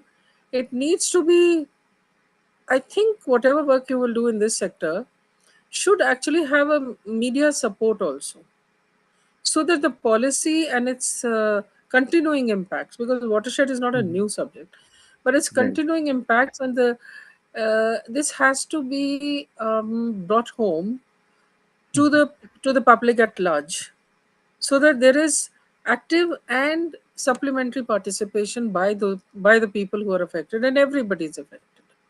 right.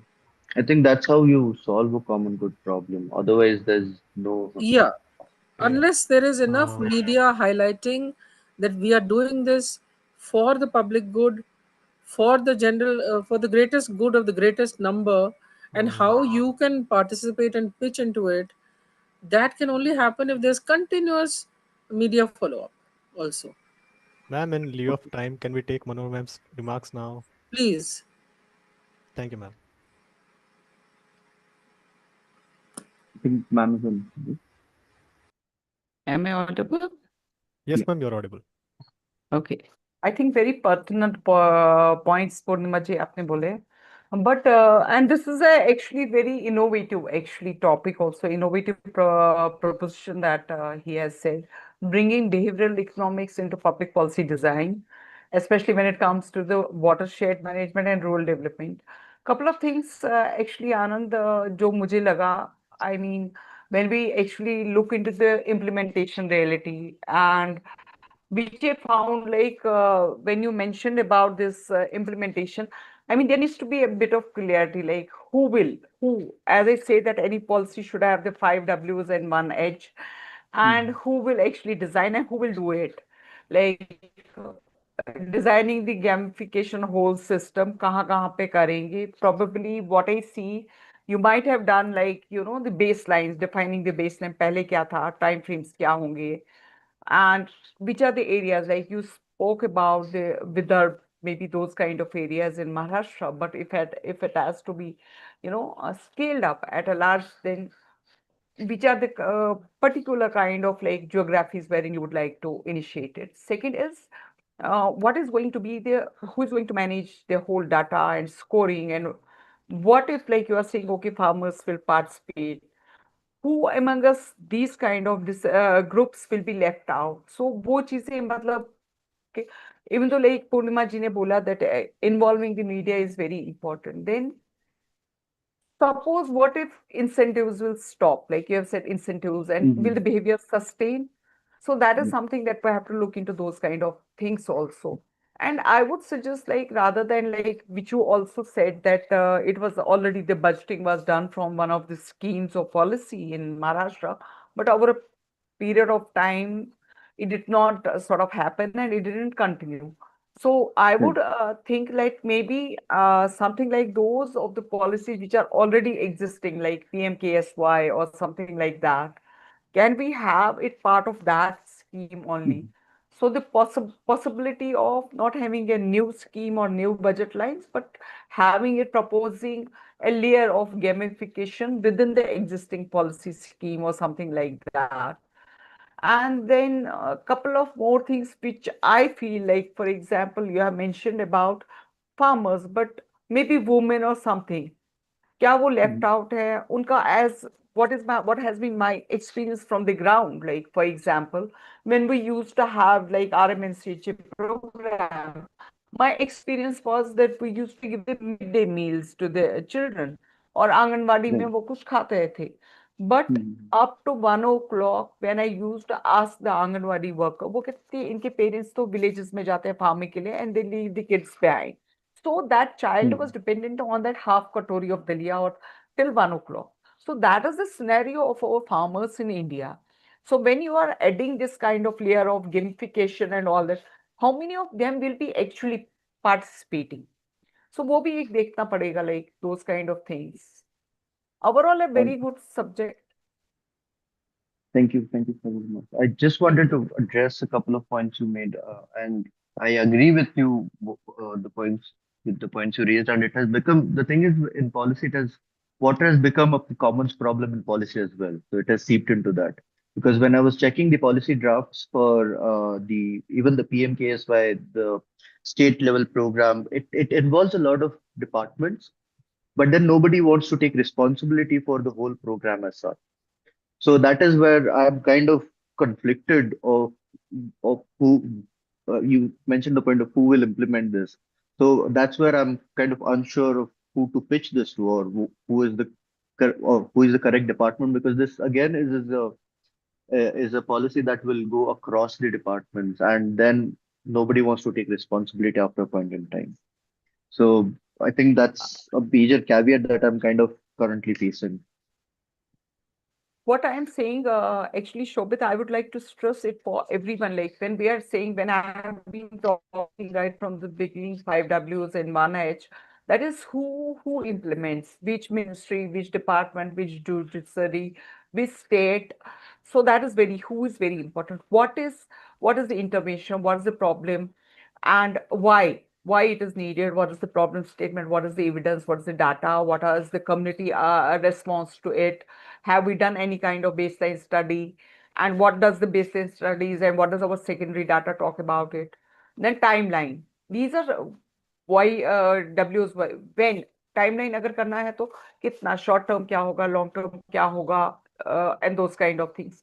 Where you are going to, which target, which geography, is it a pilot, is it not a pilot, who is supporting it, and how, what is the mechanism? Like, for example, is it a scheme, is it going to be within the policies also? There are different policies, so within which policy segment you want to bring it? Is it a regulatory thing? Is there a law associated? What is the funding arrangement? Then about the budget is the most important thing, which normally, like, even though we have the best policies, but we don't see कि ये कहाँ से आ जाएगा, and overall impact. So these are some of the, like, what for every policy, if we look at 5Ws, 1H, budget and impact, or we will look at from this perspective of like, uh, अगर आप simply rack की याद रखोगे, like responsible, who executes, who is the executor, who is accountable, or who is consulted, who is involved in it, and then what needs to be informed here. So these are few of the things that we need, like responsibility, accountability, and coordination across the institutions. So that is something what a policy brief should address. Thank you so Thank much. you, ma'am, and Shobhita, thank you, over to Anand ji. you. As regards Uh, the ministries, just this much point that he was saying, I'm not sure of which one. I would imagine forest would be one, and the other would be rural development, critically, for watershed. Ma'am, I agree with you, but the thing is, nobody wants to take responsibility after implementing this program. So that's what happened with the JYS scheme in Maharashtra. Because I went to Water Resource Department, they said that finance is handling this. I went to Finance Department, they said that say forest is handling this. So that's where I'm kind of facing the issue of You'll who have to will go to the implement right this. political entity. You'll have to go to the right political entity to tell him how many votes will be gathered. And then you That's good. through the, because honestly speaking, when gender budgeting I had introduced in Himachal in 2006, there was no department willing to take on this additional task. Of course, we had to use arm twisting measures through finance department to even get planning to take it up, and then women and child took it up later. But this is how new things are always resisted. Thank you for your comments. Thank you, Anand ji, and thank you, ma'am. Now we would like to move for the further presentation. And for the presentation, I would like to invite Viren Nayak ji. Hello, sir. I'm audible. Yes, Viren ji, you're audible. Yeah. Just a minute. I will share my screen. Please.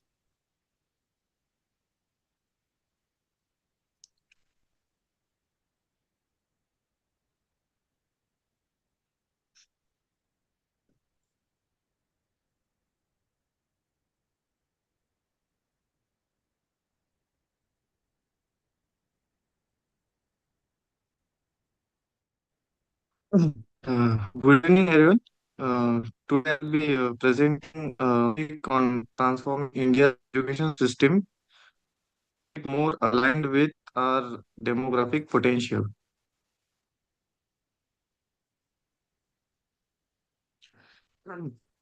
India has one of the largest young populations in the world, which is a big opportunity. But our education system is not fully preparing students for the future. For example, many students still struggle with basic reading skills, which shows a serious learning gap at the foundation level. According to ASER report, over 50% of grade 5 students cannot even read grade 2 level text, which reflects poor foundational learning. At the same time, there is too much focus on competitive exams like NEET and JEE. Uh, Over 2.5 million students appearing annually,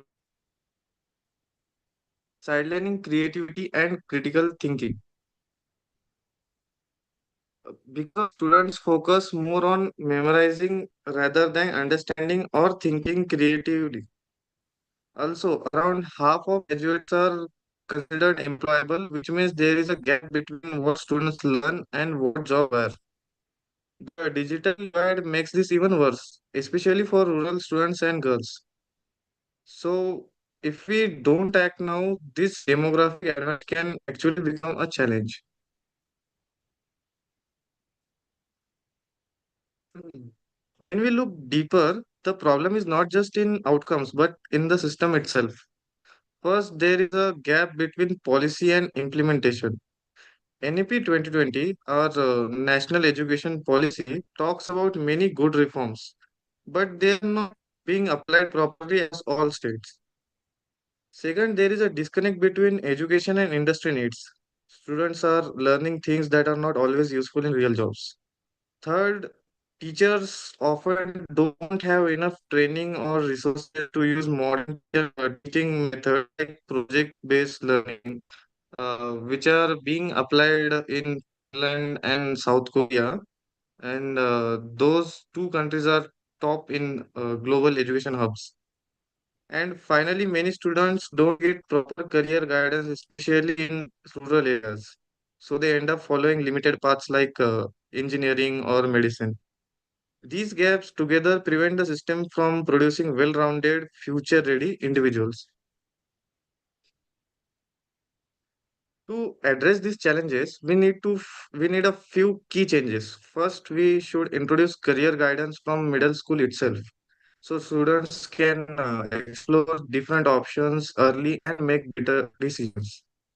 Second, we need to shift from marks-based learning to skill-based learning, where students are evaluated on understanding, creativity, and problem solving.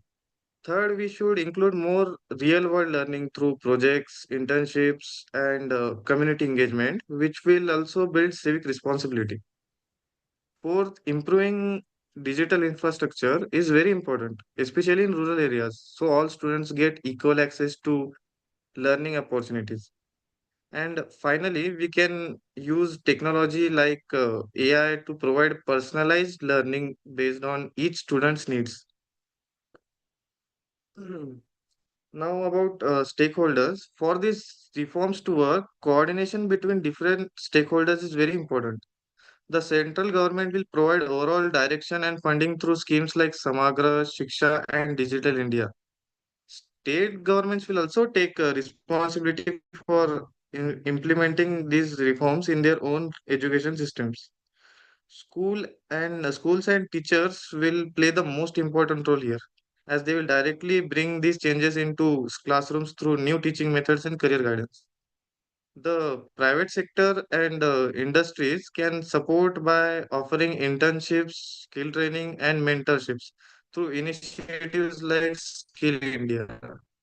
As of now, Skill India has trained over 1.4 crore candidates overall.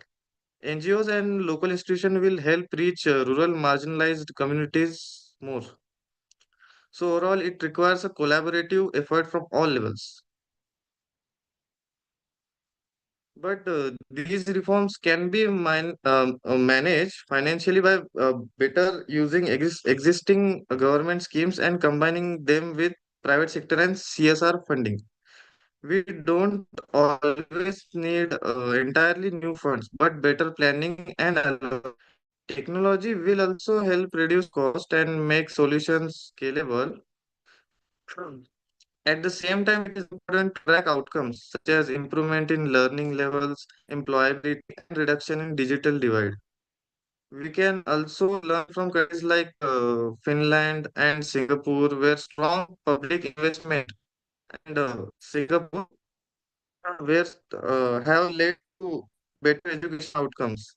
If implemented well, these reforms can help India fully utilize its young population and build a more skilled, responsible, and future-ready society. For conclusion, I want to say India has a huge opportunity with its young population, but our education system needs to evolve to fully utilize this potential. By focusing on skills, equity, and real world learning, we can move from one exam centric system to a future ready one. With the right implementation and collaboration, education can become a strong driver of both economic growth and responsible citizenship. Um, Thank you. I would happy to take any questions. Thank you, Virenji. Manora ma'am, any feedback?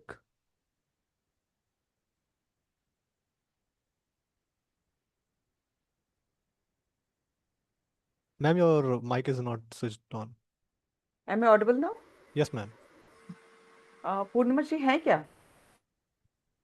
Ji, I'm here. I'm here. I'll go after Yeah. you. Okay. As Shobit, you have addressed some of the very pertinent issues, and it has come not only once, but it has come several times. Like, for example, ASR report, jitni bhi aati hai, ASR report always showed like what is the level of the students that we have, learning crisis kya hai, foundation learning gaps kya hai. So that matlab we have been going through it, I think, for last 5-10 years. Even I also know it about it. But what emerges strongly as a policy insight is that the curriculum assessment and what you spoke about, teacher capacity and all that. Looking it from the perspective of like, if we would like to strengthen the clear articulation of the pathway to reform the outcomes, if we want real kind of change, then we need to have this strong, like, how we are going to improve the foundational learning. Step by step, I would like the policy brief to have a step by step critical policy design about it. Reform assessments, agar aap kar rahe ho, so what are those kind of reform assessments? You shared some of the countries' examples, but what was it like when you shared those kind of, you gave the example of Singapore or other countries? उसमें उन्होंने क्या किया था reform, and what was the, actually I would like to know what was the baseline of the students there when it comes to learning capacities and those kind of things. Second is when we are going to integrate skills and career pathways, like that we have to look into. So what has been the transition like in these countries, and if we are taking any model, so usme what 2-3 models agar aap suggest karte, so that would have been great. And then education reforms, when we talk about like in these complex systems, without addressing the layers of the, what I say, the pestle analysis, like political, what is the scenario, center state coordination. Like, for example, Delhi government ki agar hum baat karenge, like for example, when AAP government was there, I mean, we can look at those kind of models also, जो government schools थे, whether they really worked or नहीं work किया, आजकल का scenario क्या है? At that moment, like when we said एक आदर्श, government school or those kind of things. So India में भी कुछ आपके state से जिन्होंने कुछ examples बताया गया है कि this is something Adarsh. So can we take that education, reform and see like has it made some change, and अगर ये 3-4 साल तक हमने develop किया तो क्या बच्चों का overall learning capacity बढ़ गया or not? So I think that we also need to address the political, economic, social, technological, legal, and environmental. You even though addressed it, whatever, but have you taken into consideration the digital divide? Even though like post-COVID, most of the schools and most of the families, they used to teach their children on mobiles or apps or those kind of things. How much of that has happened and how much of that has actually changed also? Like, it's not only the government or public domain में, but if you look at like, for example, simple काफी सारे, like for example, apps है, which they are actually teaching the students online. Like Byju's ने एक app create किया था, same ही like Vedantu ने app create किया था. What has been the, actually, if you could have added those kind of elements into it, so that would have also given a very different kind of perspective. अगर थोड़ा बहुत idea हमें होता, or from some kind of then we have to look it into the NEP implementation framework. What does it say? And as I said, the budgeting and those kind of things is again like governance and implementation, center policy and funding क्या चल रहा है, उसमें आप private sector को अगर involve कर रहे हो तो what is the level of skills and employability, NGOs को इन्वॉल्व कर रहे हो तो how many NGOs, like for example Pratham is there, Pratham has been doing a considerable work when it comes to, or Khan education, जो Khan education systems, and they have been doing a lot of work on digital education to the children. So what their reports have been talking, somewhere when we talk about the stakeholder matrix and stakeholder policy influence, वो आपको देखना है कि policy influence में आप किन किन को रख रहे हो as policy actors, as stakeholder matrix में आप किन किन को ले रहे हो. So you can actually sort of strengthen the whole document, like foundational learning skills, या जो भी मेजरमेंट क्लियरिटी क्या है उसमें, what indicators you are using, आजकल की डेट में कौन से इंडिकेटर्स लिए हैं, and which are the 2-3 indicators that your policy addresses. Then maybe implementation realism क्या है, teacher capacity state wise, pan India, is it going the policy address to the pan India, or is it going to, you want to have some pilots or something like that. So actually India's demographic dividend, when we look at, and it is not something very easy, it is itself a huge, and it largely entirely depends on whether our education system can meaningfully deliver. I mean, it's not just the degrees, and in fact, your new education policy, IT, that is what they had mentioned, that we don't want that people need to have degree just, but how we are going to bring the change in knowledge. So that is something we have to move from here. Like we have to move from schooling to learning and knowledge development, from degrees to skills, how we are going to shift it, and how the demographic dividend could be more quickly, like more demographically productive, how we can have those kind of things, having the demographic dividend. हमारा huge cohort है India में, and हमारा plus point वही है, लगभग 300 million adolescents we have. So the huge demographic dividend we have, and how we can change them from demographic liability to demographic, having them demographic potential and doing something. These are few of the points that I thought of. Purnima ji, over to you. Manorama ji, I think you made a brilliant point saying that we have to move from schooling to learning. And this should be the underlying basis and the vision for all policy. NEP tries to address it to some extent. And keeping in view the huge demographic dividend, the figure that you just mentioned, which is 65% of India is below 30 years of age. And this is not a permanent dividend. This is not an one-time investment and you'll keep reaping the dividends. The time is vanishing. Today we are the youngest country. But in another, let's say even 20 years, we will be the oldest country.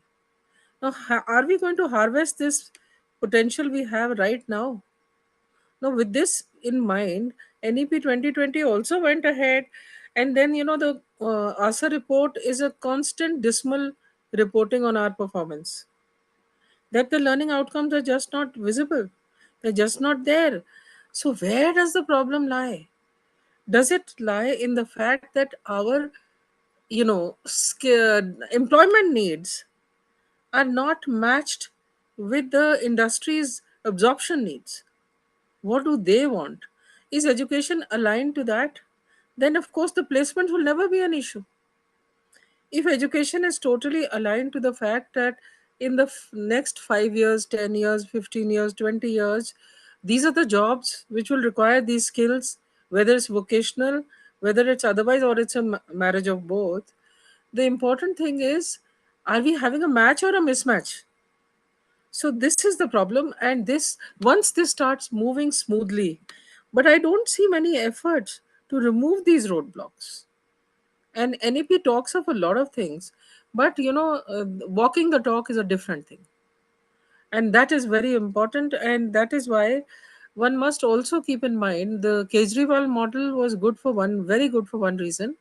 It addressed the problem at its root, and the root being, if your foundation is not good, what castle will you build on it? So the very fact that education and health are the basis of even assessing a country's human development. So there is a very simple ratio for both, whether health or education. at least the public sector participation, that is the government's investment in quality and quantity education both, should be at least 80%. The ballpark figure.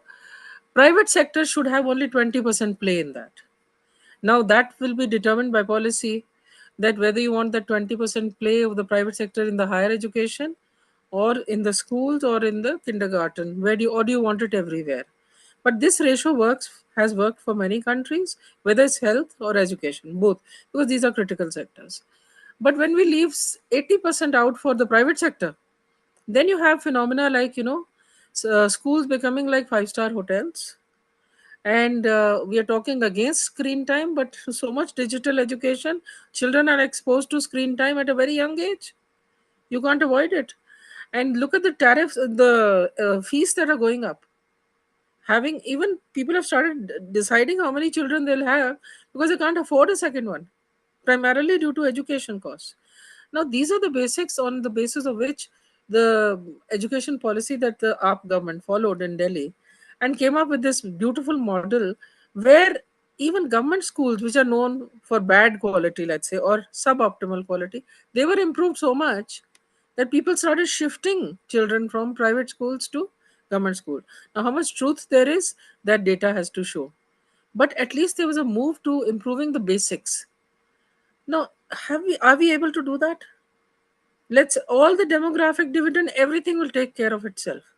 Where is policy failing? That's the only question in this policy brief. Where is current policy failing? And that's so not only just education, it's technical education also, vocational also. Thank you, ma'am, and That's why I thank you, Virenji, for insisted your on we need presentation. to. That's why I was very this thing. In fact, if he can address some of the all those Khan Academy is doing or Byju's is doing, what is the scenario? What they are coming out with? What has been the change? There needs to be some kind of data which can report, or even in Delhi schools, what has been the change, pre and post, and those kind of reports if we can have, and somebody to do that Ma'am, can I kind. ask a Yeah, yeah. can I ask a question? Uh, Education is a matter in a concurrent list.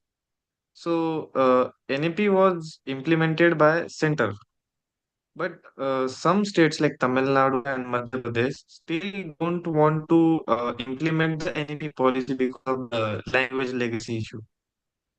So that brings a gap because of the new education policy. What can be done for this?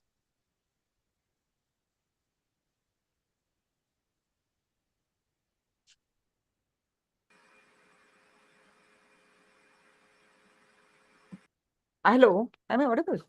Yes, ma'am, Uh, you're audible. I don't think, uh, I think, Purnima ji, would you like to address this question? Honestly speaking, the audio was so bad that I couldn't get most of the question. uh, Yeah, audio has been very bad, but Ma'am, can I repeat? Yeah. Uh, I was saying education is a matter in the concurrent list for Yes. amending the laws or everything. So NEP 2020 was made by center, but some states like Tamil Nadu, Karnataka, and Madhya Pradesh, they are yet to implement NEP because of the language legacy issue, because they don't want to change the language or include Hindi in them. So they don't entirely implement the education policy because the final responsibility to implement the particular policy lies with the state government. well, mister Nayak, I think अगर आपने education policy ध्यान से पढ़ा होगा, वो उन्होंने basically रखा गया था एनईपी में मदर टंग और regional language, if I am not mistaken. I think it was there as medium of Yeah, ma'am, after instruction fifth standard. after fifth standard rather, right? Hello, Yeah, till grade 5. And normally yes, yes, they ma'am. had kept the three language model formula in it. And it was not like कि ये मतलब Yes. it has to be very much psychoscan. It was like flexible kind, which included like Indian languages because of the mother tongue influence. That was the main purpose of it. But definitely there have been some concerns from southern states as well. And what is the what I feel is practicality it can be a bit, we can reinforce that no language is such as mandatory. I don't know, Purnima Chauhan ji, since she has been with the government and she can, like Tamil Nadu has continued with 2 language norms. So, Purnima Chauhan ji, is pe Yeah. zyada matlab, where you can throw more light on it, being into government for long and actually seeing like how policies can be framed. But basically, what from my perspective, I can say that it was only meant for 5th grade. And after that, like there was no that kind of 3 language norms and having the mother tongue kind of influence. Over to you, Purnima Chauhan ji. Maybe probably, yeah, I I will think also open up I think after. it's important more than just the medium of education. It's very important to know that to what extent are the learning outcomes affected by use or non-use of vernacular. I don't know if there's any research done on that. That will support or it will question this particular idea that is language that important. No, ma'am, there is no There's none. there is no cognitive psychology research for a medium of language should be a particular language. Correct. नहीं अभी तो So, Medium of 2020 में education policy I mister Naik huh, and 2022 तक it got implemented, not even 21. yeah. So around 2022. So I don't know in these 3-4 years if you can actually see the change. I don't know. I mean, yes. only the educationists can talk about it, like whether there can be the change that we can say. But probably NEP का major ये था that people early education in their more mother tongue, people are able to sort of, it improves the comprehension. That was the purpose. But whether Sorry it to interrupt, improved the ma'am. comprehension, yeah. Sorry to interrupt, ma'am. We move ahead as other fellows are also waiting, and we will Yeah. surely move to the I know. Q&A later. Thank you, Yes. ma'am, for your Uh, input. Thank you. Thank you, Manorama ma'am. Thank you, Purnima ma'am. Thank you. And thank you, Viren, Thank for your you. presentation. Thank you. Now I would like to invite Jyoti ji for the presentation. Hello, am I audible? Yes, Jyoti ji, you are audible. In lieu of time, Ms. Jyoti, I'll request you to please not take more than 5 minutes for your presentation. And you Oh. can say next whenever you want me to move to the next slide.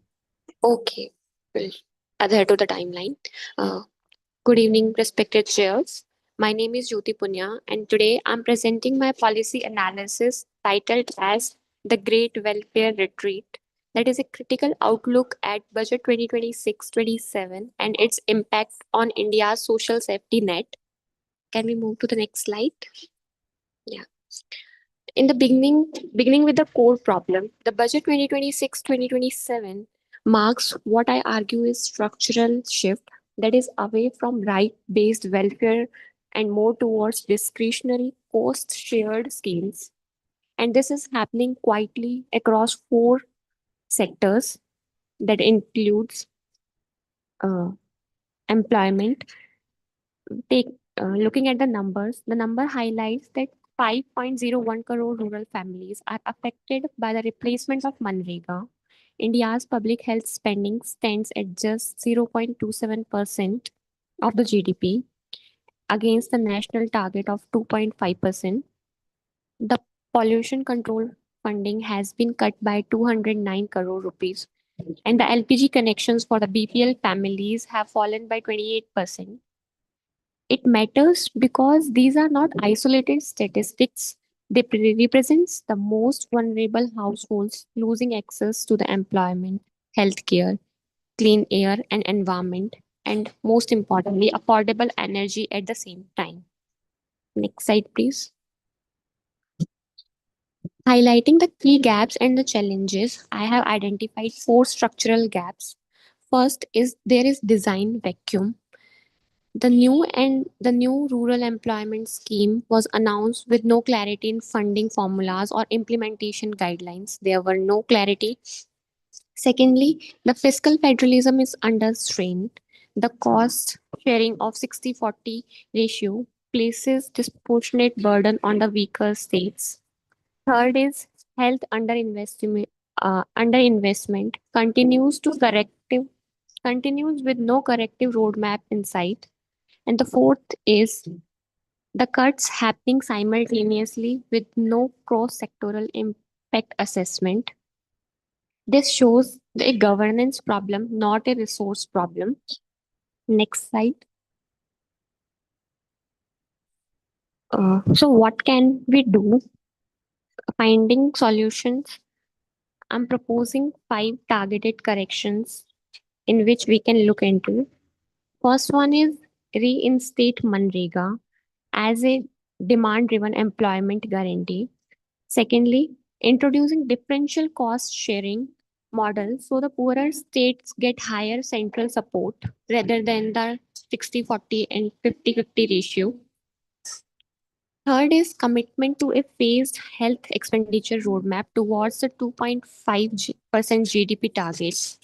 And the fourth, protecting LPG subsidies through price stabilization for low income households.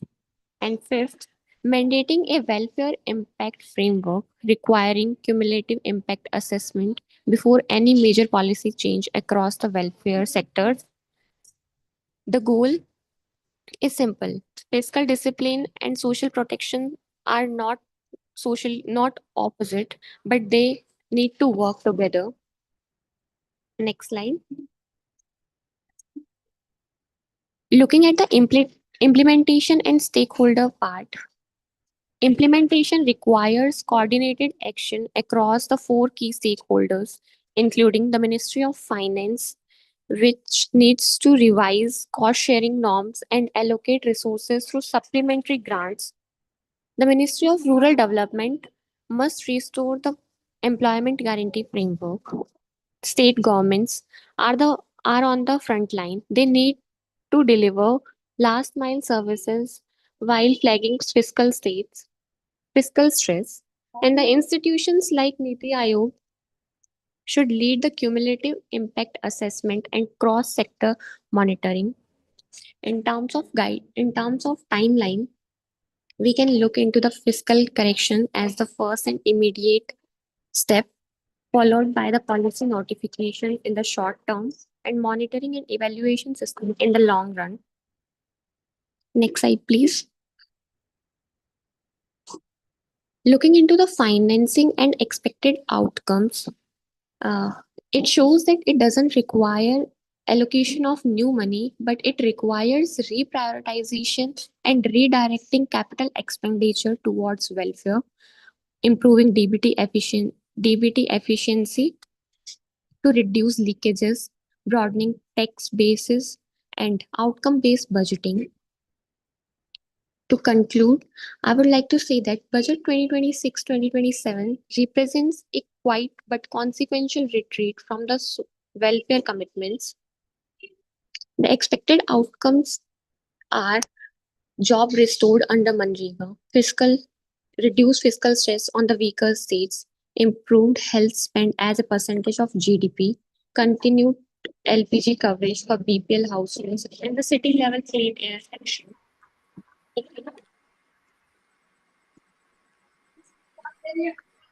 Thank you, Jyoti ji. And Purnima, ma'am, would you like to give any feedback?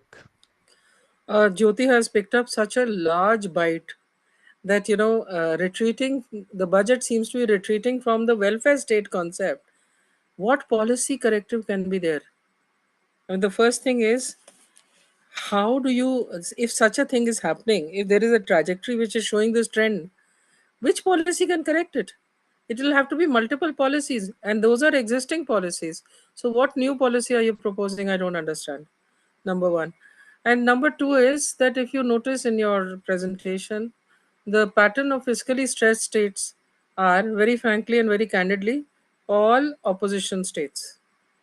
So there is no the rationale behind it, you can understand immediately. Yes, the point of Manrega is actually having retreated from 60-40 to a central directive. Not a very good idea, but the jury is still out. It's very new, so we really can't say much about that.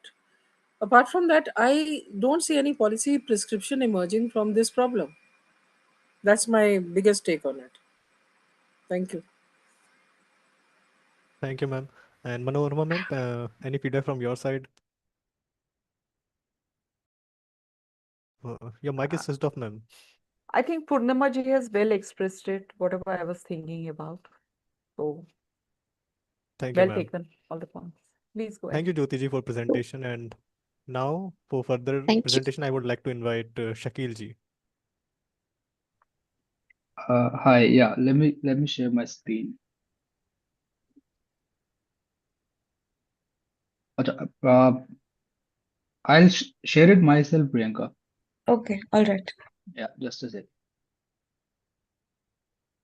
Uh,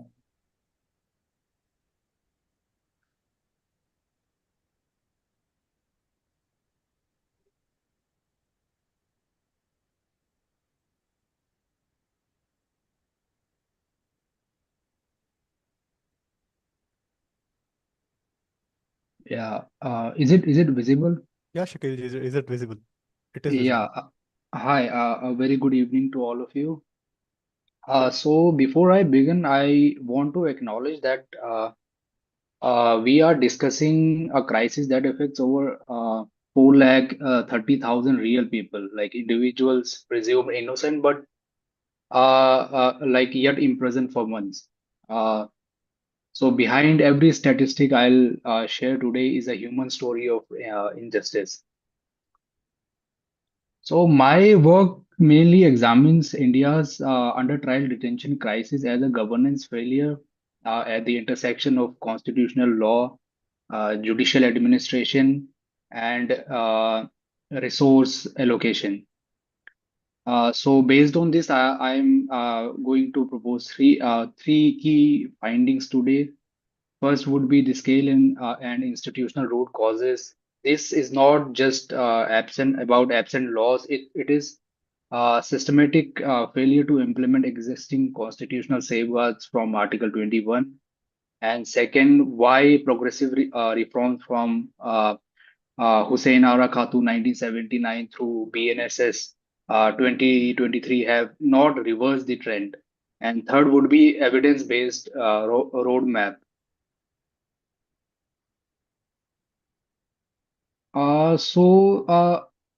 At present, there are almost 4 lakh 30,000 under trial prisoners. That is roughly around 76% of the total prison population, with an annual expenditure of almost 31,000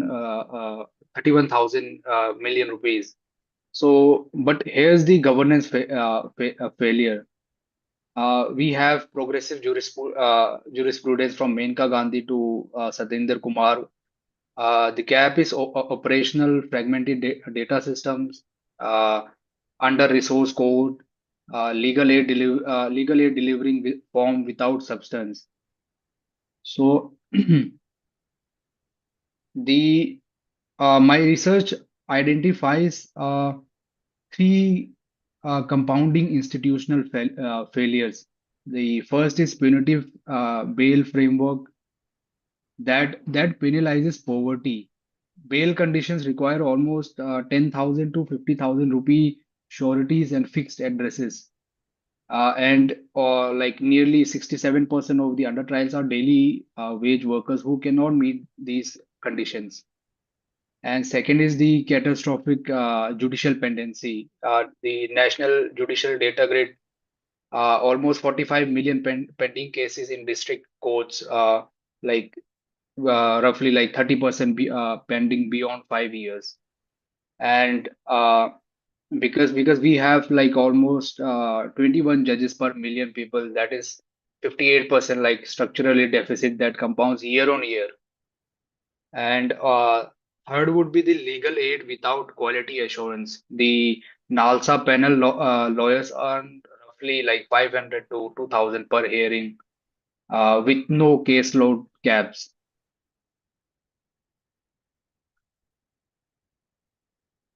If we look at the offense-wise analysis, this chart is based on the NCRB Prison Statistics 2022 with a few parliamentary analysis. Almost 28%.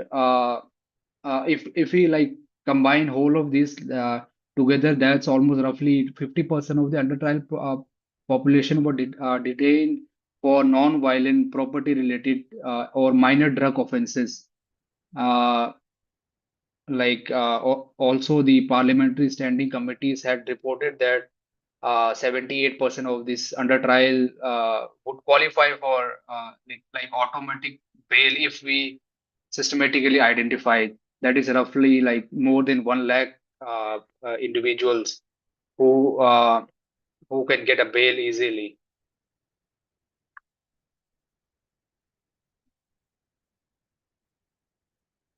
Uh, this is like this is perhaps the most like damning evidence. It shows under trial percentage from 2010 to 2013. In 2010 there were like 60 under trials were like 67% of the prison population. By 23 this percentage goes up to 76%,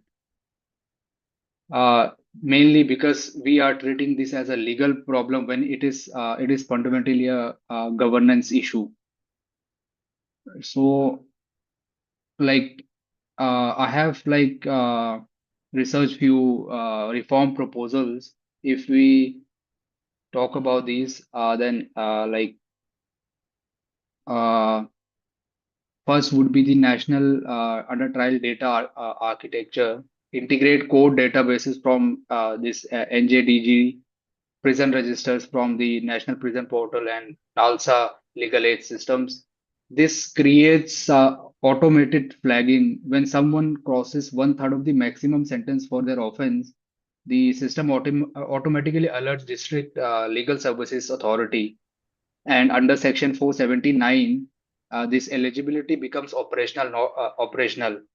And second would be like public defender offices, not penal lawyer juggling with 150 case, more than 150 cases, like salaried defenders with caseload caps of like almost somewhere 50 active cases with dedicated investigation budgets and quarterly outcome reporting on the bail grant rates. And third would be like reform in the police itself, like replacing this arrest count KPIs with like Arnesh Kumar compliance rate. And fourth would be review committees.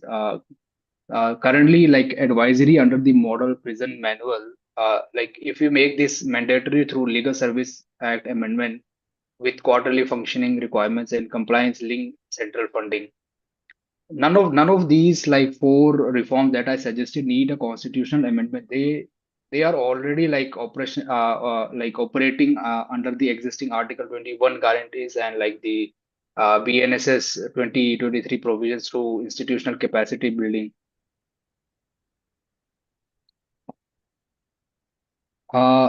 Like as I said, that these four actions require no legislative legislation. They are executive actions implementable immediately.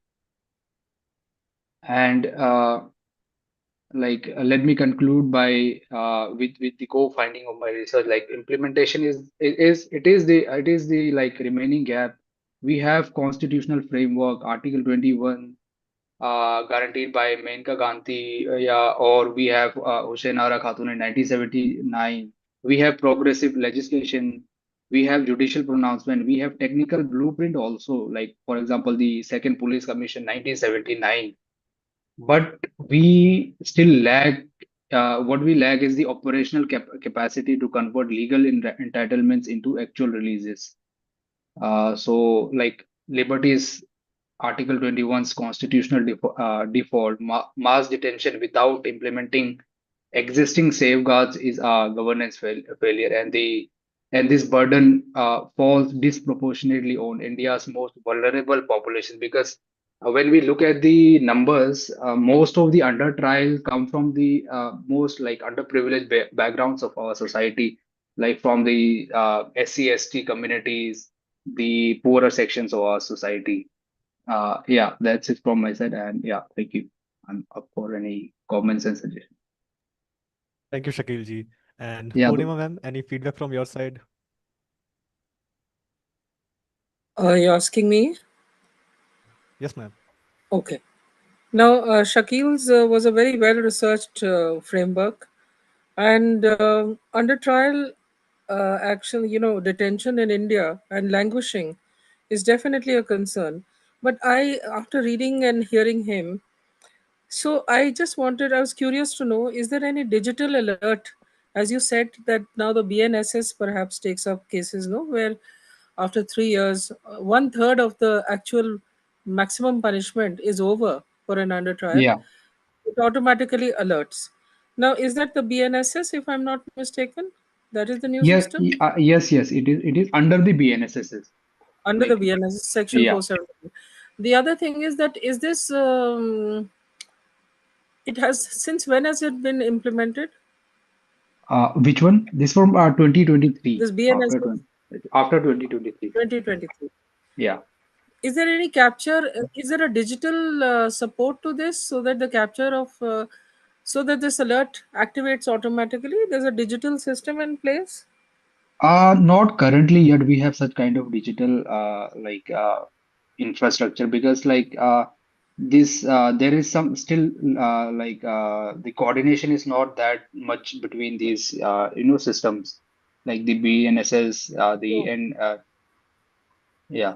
Well, that is very sad because the data exists of how many under trials and since when and where. That data exists. Yeah. The W's that Manorama ji mentioned, when and where they are there. But how is it possible that you get an alert at the completion of one third of the incarceration if you don't have an automatic system which is a digitally supported system? This was like I have like what I am proposing like if we can come up with such system, then we will end up releasing so many people. Yeah, because you see the section 479 has been put into place. Yes. The spirit behind it seems to say that when a person is languishing in jail, he must get an opportunity, his name must come up. Yeah. But Yeah. if there is no automated alert, then it is left to a human being or a manual exercise. He may Yes. get Yes. rid of, his name may come up or may not come up because of somebody's negligence, it may not come up. How can we leave this?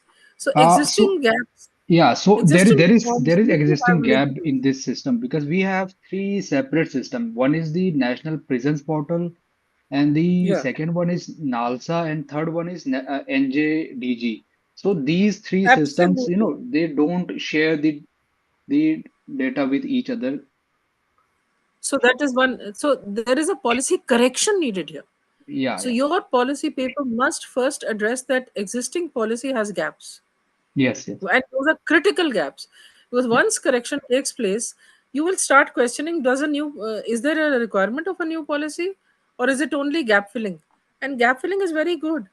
Why should we yeah, have a new policy? It's like old wine and new bottles. Whatever is existing, whatever reform has been done, if it has not been linked to another reform, all yeah. we need to do is that.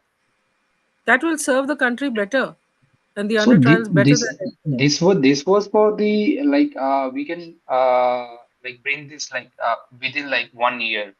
Like if you want a long-term policy, then there must be some amendments to the existing So one. I would even suggest to IMPRI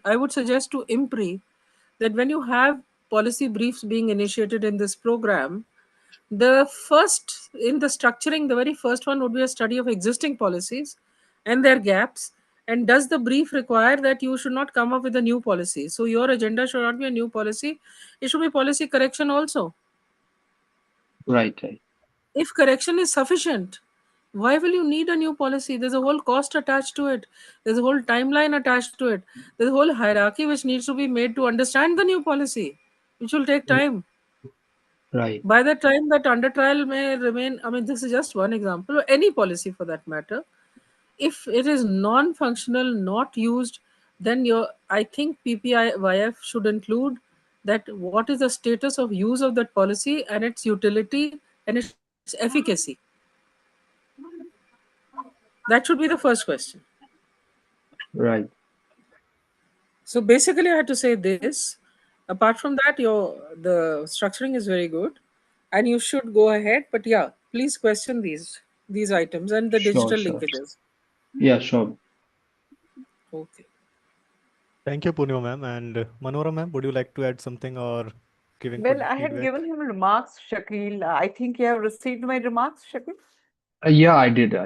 and you have addressed some of them. Yeah. Like, for example, you have added the data points wherein you said Yes, so yes. many under trials are there and overcrowding and all that.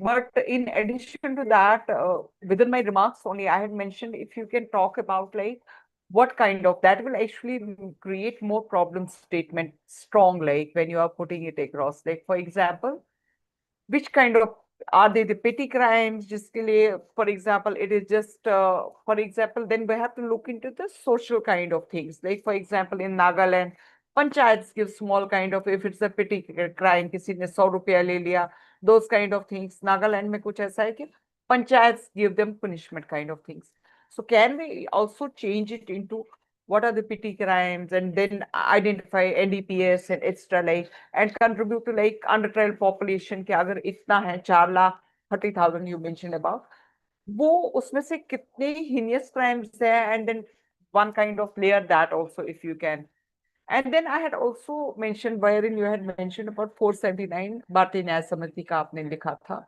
I mean so far as I can understand like it came into vogue around like 2024 so usme se how much of it has actually been started like we have been able to see like how many of them have been reduced like their detention kitne logon ka and second is you have been speaking about the mental health wherein you mentioned about like having the some kind of measures regarding that mental health ke liye Yes, yes. because so what is it that you look at from the mental health perspective because if you look at from the policy person kind of a thing first of all there are multiple layers to it like it's not like one when we are talking about there are set of rules of law like bail laws hai, prison laws hai.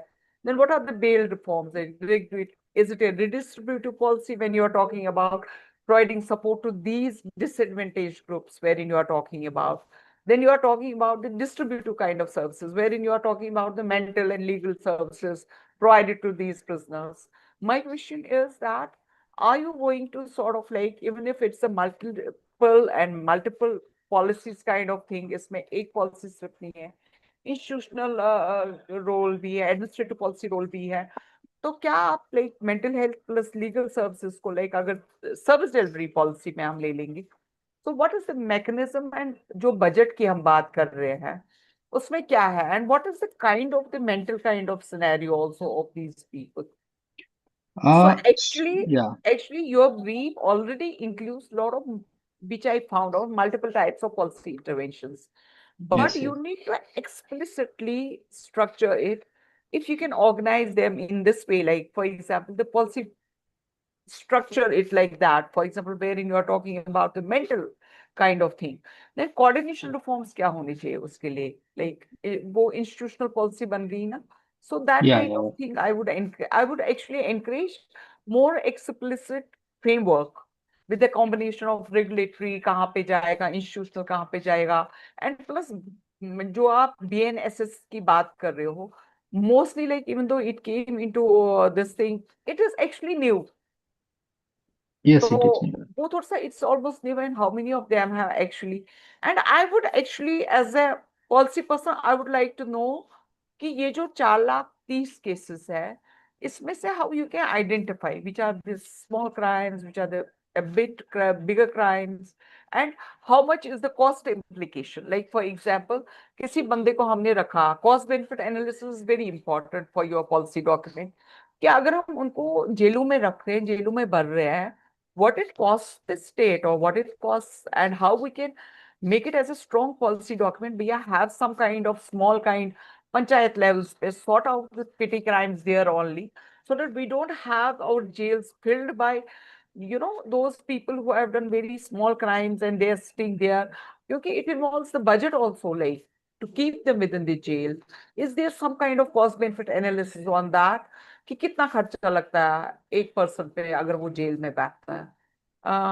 if you can address or tell me is there some study which has gone into it which spoke about the cost benefit analysis So like if we for let's say that, like this you said this section 479. So if we realize this section 479, it almost like saves around 900 to 1,000 million rupees annually. That's the current spending on detention that serves no legal purpose. We achieve cost recovery in like under 10 months by like for example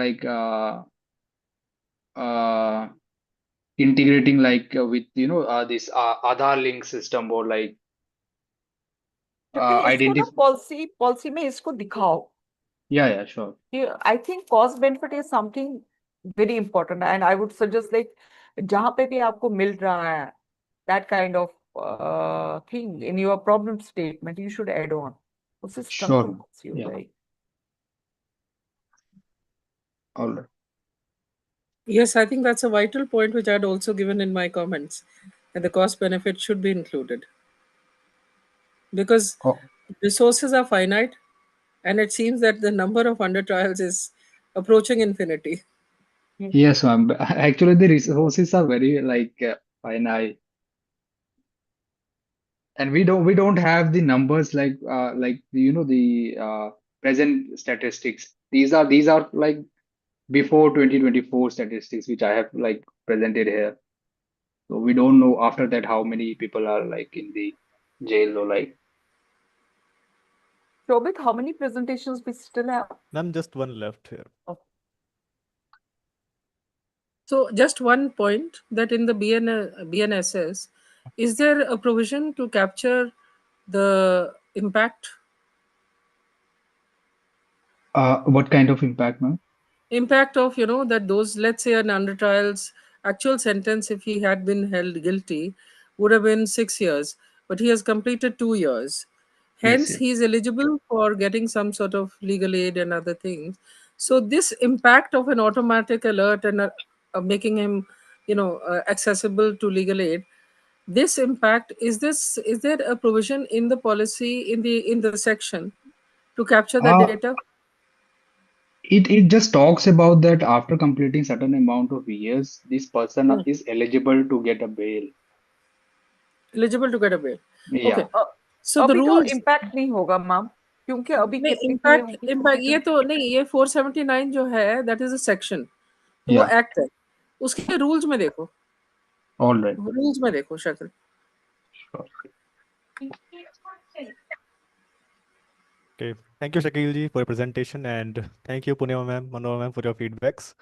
Now, I would like to call Ila Rawat ji, Dr. Ila Rawat ji, for presentation.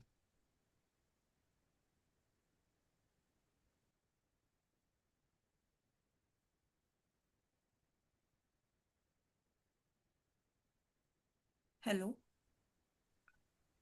Hello. If my slide, good evening, everyone. I'm Dr. Ila Rawat. I'm going to present on the topic strong in vision, weak in execution, why India most vulnerable are left behind in mental health care. Mental health is a state of mental well-being that enables people to cope with the stresses of life, realize their abilities, learn well and work well, and contribute to their community. India is facing a significant mental health burden, with mental disease being a leading cause of disability. Despite having policies like the National Mental Health Program, nearly 70 to 80% of people do not receive treatment. What is more concerning is that the most vulnerable population need care the most are still being left behind. What are the key gaps? Lack of targeted programs. Vulnerable groups are identified but no dedicated intervention. Weak service delivery, limited access to care at community level. Constrained funding, no specific budget allocation for vulnerable population. Poor monitoring and accountability, no strong system to track outcomes or follow up. Solutions for children, school-based mental health screening, Anganwadi and school teachers training, counseling support at block level. For elderly, community support groups, home-based mental health checkup. For prison population, mandatory mental health screening at entry, monthly psychiatric consultation, either tele or physical. Migrants and disaster-affected area, mobile mental health clinic or crisis counseling unit. While multiple vulnerable groups exist, this presentation focuses on elderly population as a case example, as community-based approach is more feasible and easier to implement as the established system already exists at the community level. At community first, we need to increase the awareness or reduce the stigma. For that, we will use the community aware campaigns by using local influencer, local leaders, or we can use the radio, television, etc. And if we increase the awareness, then people will be more aware about their disease and they can give right answer to the ASHA who asks them question on feedback form. They ask two questions related to physical health questionnaire, which will score more than 3, then they will refer it to the health and wellness center or Ayushman Arogya Mandir. I want to include that we can include screening procedure by CHO, which they can ask physical health questionnaire 9, and they can give basic treatment. Here the problem is that they are not confident enough to give treatment, so we can do that. We can send them to the district hospital either weekly or monthly basis to sit with the psychiatrist so they can get the practical knowledge. And for referral system, it can be done by e-Sanjeevani or district hospital. For follow-up, ANM ASHA can visit home visit or can check the adherence of the treatment. In this, there is it is not insensitive based, so they are not more give priority to this. So we can introduce performance-based incentive for mental health screening, referral, and follow-up here. Dedicated funding allocation problem. Mental health underfunded, no targeted budget. Solution can be ring-fence funding, national health mission, state budget, or NGO. Allocation can be given to vulnerable groups, training, telemental health, or incentive-based. Then accountability, performance-based funding can be done. Monitoring and accountability framework. Problem is no system to track who received treatment, who improved, who dropped out. Solution at Health and Wellness Center, we can include the digital tracking. Screening, diagnosis, and follow-up can be tracked. Key indicators will be percentage population screened, percentage treated after diagnosis, follow-up compliance, suicide rate, and it can be reviewed monthly. Implementation framework and stakeholder roles. Central government policy direction and funding allocation, state government program implementation and resource distribution, training of CHO, ANM, and workforce management. Health and Wellness Center, screening, basic care, and referral, follow-up and continuity of care. Community and NGO will do the awareness generation, stigma reduction, and community mobilization. And e-Sanjeevani can be done. The implementation flow in step 1, they identify the who are at risk. Then we will refer to them to the health and wellness center. Their screening is done, or either CHO, if he is able to treat, then he will treat, or either he will refer to district hospital or telemedicine, and then follow-up can be done by ASHA ANM. Financing, public-private partnership, or introduce a dedicated ring-fence mental health budget utilizing existing national health mission or integrate with Ayushman Bharat health mission. Expected outcomes, it will increase in mental health screening at health and wellness center, increase utilization of telemental health services, decrease reduction in treatment gap, 70 to 80% target reduction, increase follow-up and continuity of care, long-term decrease suicide rates. India does not lack mental health policy, it lacks target implementation for its most vulnerable population. These are the references. Thank you. Thank you, Dr. Ila Rawatji. And Purnima ma'am, any feedback from your side? I think this is squarely in Manorama ji's domain, but actually, I would just very small thing I would like to ask is telemedicine. How do you use telemedicine here? They have tab already. They have e-Sanjeevani is there ongoing. Okay. So, ma'am, you Manorama are ma'am, your not mic audible. is not switched on.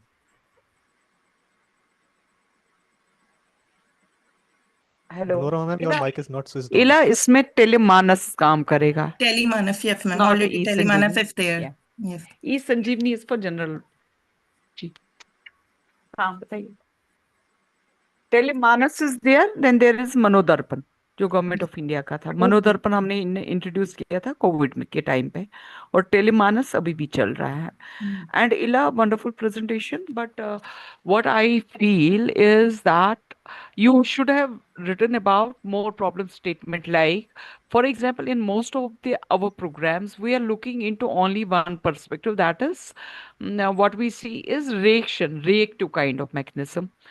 जिसको हम कहते हैं preventive. So preventive thing is something which is missing, and that is why we need to look it from that perspective also. Okay. So even though like your presentation rightly highlights the like you have spoken about the mental health issues and need of like interventions, but what I recognize is that India, even though like we are already going in that direction, but at the same time, if you could have addressed about because there are recently somebody approached me with stressometer. I don't know if you are aware of that, and that is a basically a link they share with wherein in schools they can sort of see the stress levels before somebody and then that stressometer has different parameters. One is green, that you don't have that kind of stress. Second is yellow, third is orange, and fourth is red. If somebody is in red, then definitely that person needs, it's not necessarily the students, but it is the students, teachers, families, people who are in corporate sector and those kind of things. So, for example, we are talking about the Manodarpan, which was launched actually during COVID-19. How we can link these kind of apps or these kind of links? Because somebody had shared with me this link. बोला था madam आप देख लीजिए इसके बारे में. It is something which actually can be used with the students or can be used with like those who are under stressful situations, so that before they reach that stage red, when they are at maybe at yellow or when they are at orange, so we can have the helping this thing. When somebody is at yellow, we can just change his, that is what he said, pattern ki pranayam karo, those kind of things like adding yoga and wellness kind of things. So I think what is critical point and which you should have sort of like is about Manodarpan. How many students have enrolled in Manodarpan and what has been the outcome of that? Then जो हमारा national health mental programme है, अगर आप उसका problem statement में थोड़ा बहुत लाते like even though they are there, but how many of them are linked to different kind of programs like national health mission program. आपने examples बोली कि we are going to have it in Ayushman Bharat or we are going to have it in school health program, but how we are going to link them to different kind of things. So linkage is also something I think that needs. And but programs like Manodarpan also teaches us one important this thing which is which I normally see is that can be scaled and sustained. So उसके लिए हमें क्या करना चाहिए? You address something like wherein you said ring fencing, financing, and institutional mechanism. But at the end of it, like we have to look it from the long-term perspective, kind of thing. How we can make that more sustainable. Yes, ma'am. So these are few of the lines. If you can look on those things, and there are some very good examples which you could have maybe in problem statement you could have mentioned about like Australia mein there was a school health mental program, or UK mein they have global examples wherein they had actually made a major change into the students. So if you can sort of look into those also. Thank you, ma'am. Welcome. Thank you, Ila Rawat ji, and thank you, ma'am, for your feedback.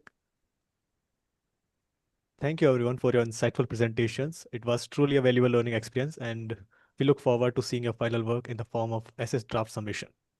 A special note of gratitude to our chair and co-chair, Dr. Manorama Bakshi ji and Dr. Purnima Chauhan ji, for the valuable feedback and constant support throughout. Thank you so much. And Manorama ma'am and Purnima ma'am, would you like to give some closing remarks? I think already we are 1 hour and 7 minutes ahead. So unless until Purnima Chauhan ji she wants to address, what I wanted to say about very particularly I'm very focused about whenever I look at policy. पहले मैं 5Ws देखती हूँ, budget क्या policy ने लिखा है, फिर then I look into the theory of change, what has been the outcome को वो कैसे पहुंचता है, then I go उल्टा. मतलब these are my ways of looking at policy. And then second is theory of change. I definitely look into 5Ws and 1H is another very important thing that I look into. And once those kind of like parameters you will address, most of the things are sorted. Like budget रखा, उसमें impact देखा, impact क्या होगा, monitoring and evaluation कैसे कर रहे हो आप, stakeholder matrix क्या, very important, stakeholder matrix and stakeholder influence. These are Very some of true. the things. Yeah, absolutely. I totally agree. Because once you apply these even to existing policies in the area that you're studying, then you will realize that that policy hasn't been given a chance to be implemented. It's like a stillborn baby. It hasn't been given a chance. And that is why I was suggesting that PPYF framework could include analysis of existing policy. Just like when you do a PhD, you have a chapter on survey of literature, what has been earlier studied. Similarly, for policy, because otherwise, like laws in India, layers upon layers upon layers of laws, similarly layers upon layers of policies, and we go nuts trying to even remember them ourselves, far less follow what is the compliance and implementation. So it is better to reduce them to a sizable number only which is required, and clutter should be removed.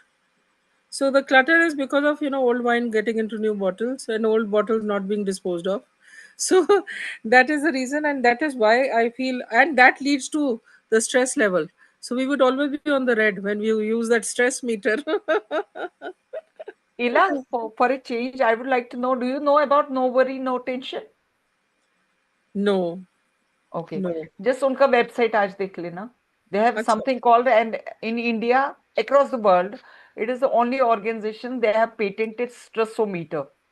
Oh, Yeah, this somebody has approached me and they have shared 30 links with me to see the stress layer. Then they my will be God, telling. that will be another watch. You mean another watch that you wear, Fitbit, and this one. I would rather not know. No, I don't check it myself, but Yeah, since if I have to work advocacy for them, I need to know like whether the yeah, tool is working or not that is true. for that That is one. true. But otherwise, I just rely upon instinct and sixth sense most of the time, and whatever the feel good factor. Yeah, Because and when then we I survive think as humans, we health survive and as wellness humans. is something that is amazing. I think pranayam is doing wonderful. It's wonderful. That's what I'm saying. That when we just had the elements to, depend upon, we led a very good life. And now we have measurements, and just to tell us that our life is certainly not up to the mark. So I would rather not know that and be happy. Thank you, ma'am, for your wonderful words. Thank you, ma'am. Thank you. And with this, I would like to proceed to the formal vote of thanks. As we conclude day 10 of the PPYF Public Policy Youth Fellowship, I, Shodh Bhardwaj, on behalf of IMPRI, Impact and Policy Research Institute, New Delhi, extend my heartfelt gratitude. We sincerely thank our chairs, Dr. Manorama Bakshi ji and Dr. Purnima Chauhan ji, for their invaluable contributions and for engaging us in a powerful and insightful discussion. We also extend our gratitude to all our participants who raised pertinent questions and actively contributed to today's deliberation. Session readings and resources will be shared by email. A video recording of today's session will be available for reference. We look forward to seeing you at next cohort or future IMPRI events at deliberations. If you're following our work by watching it on YouTube, listening my podcast, or reading our publications, we truly appreciate your engagement and support. Once again, thank you all for being a part of this initiative. Wishing you a great evening ahead. Thank you very much. Thank you, ma'am. Okay, Manorma ji. Thanks. Bye. Bye.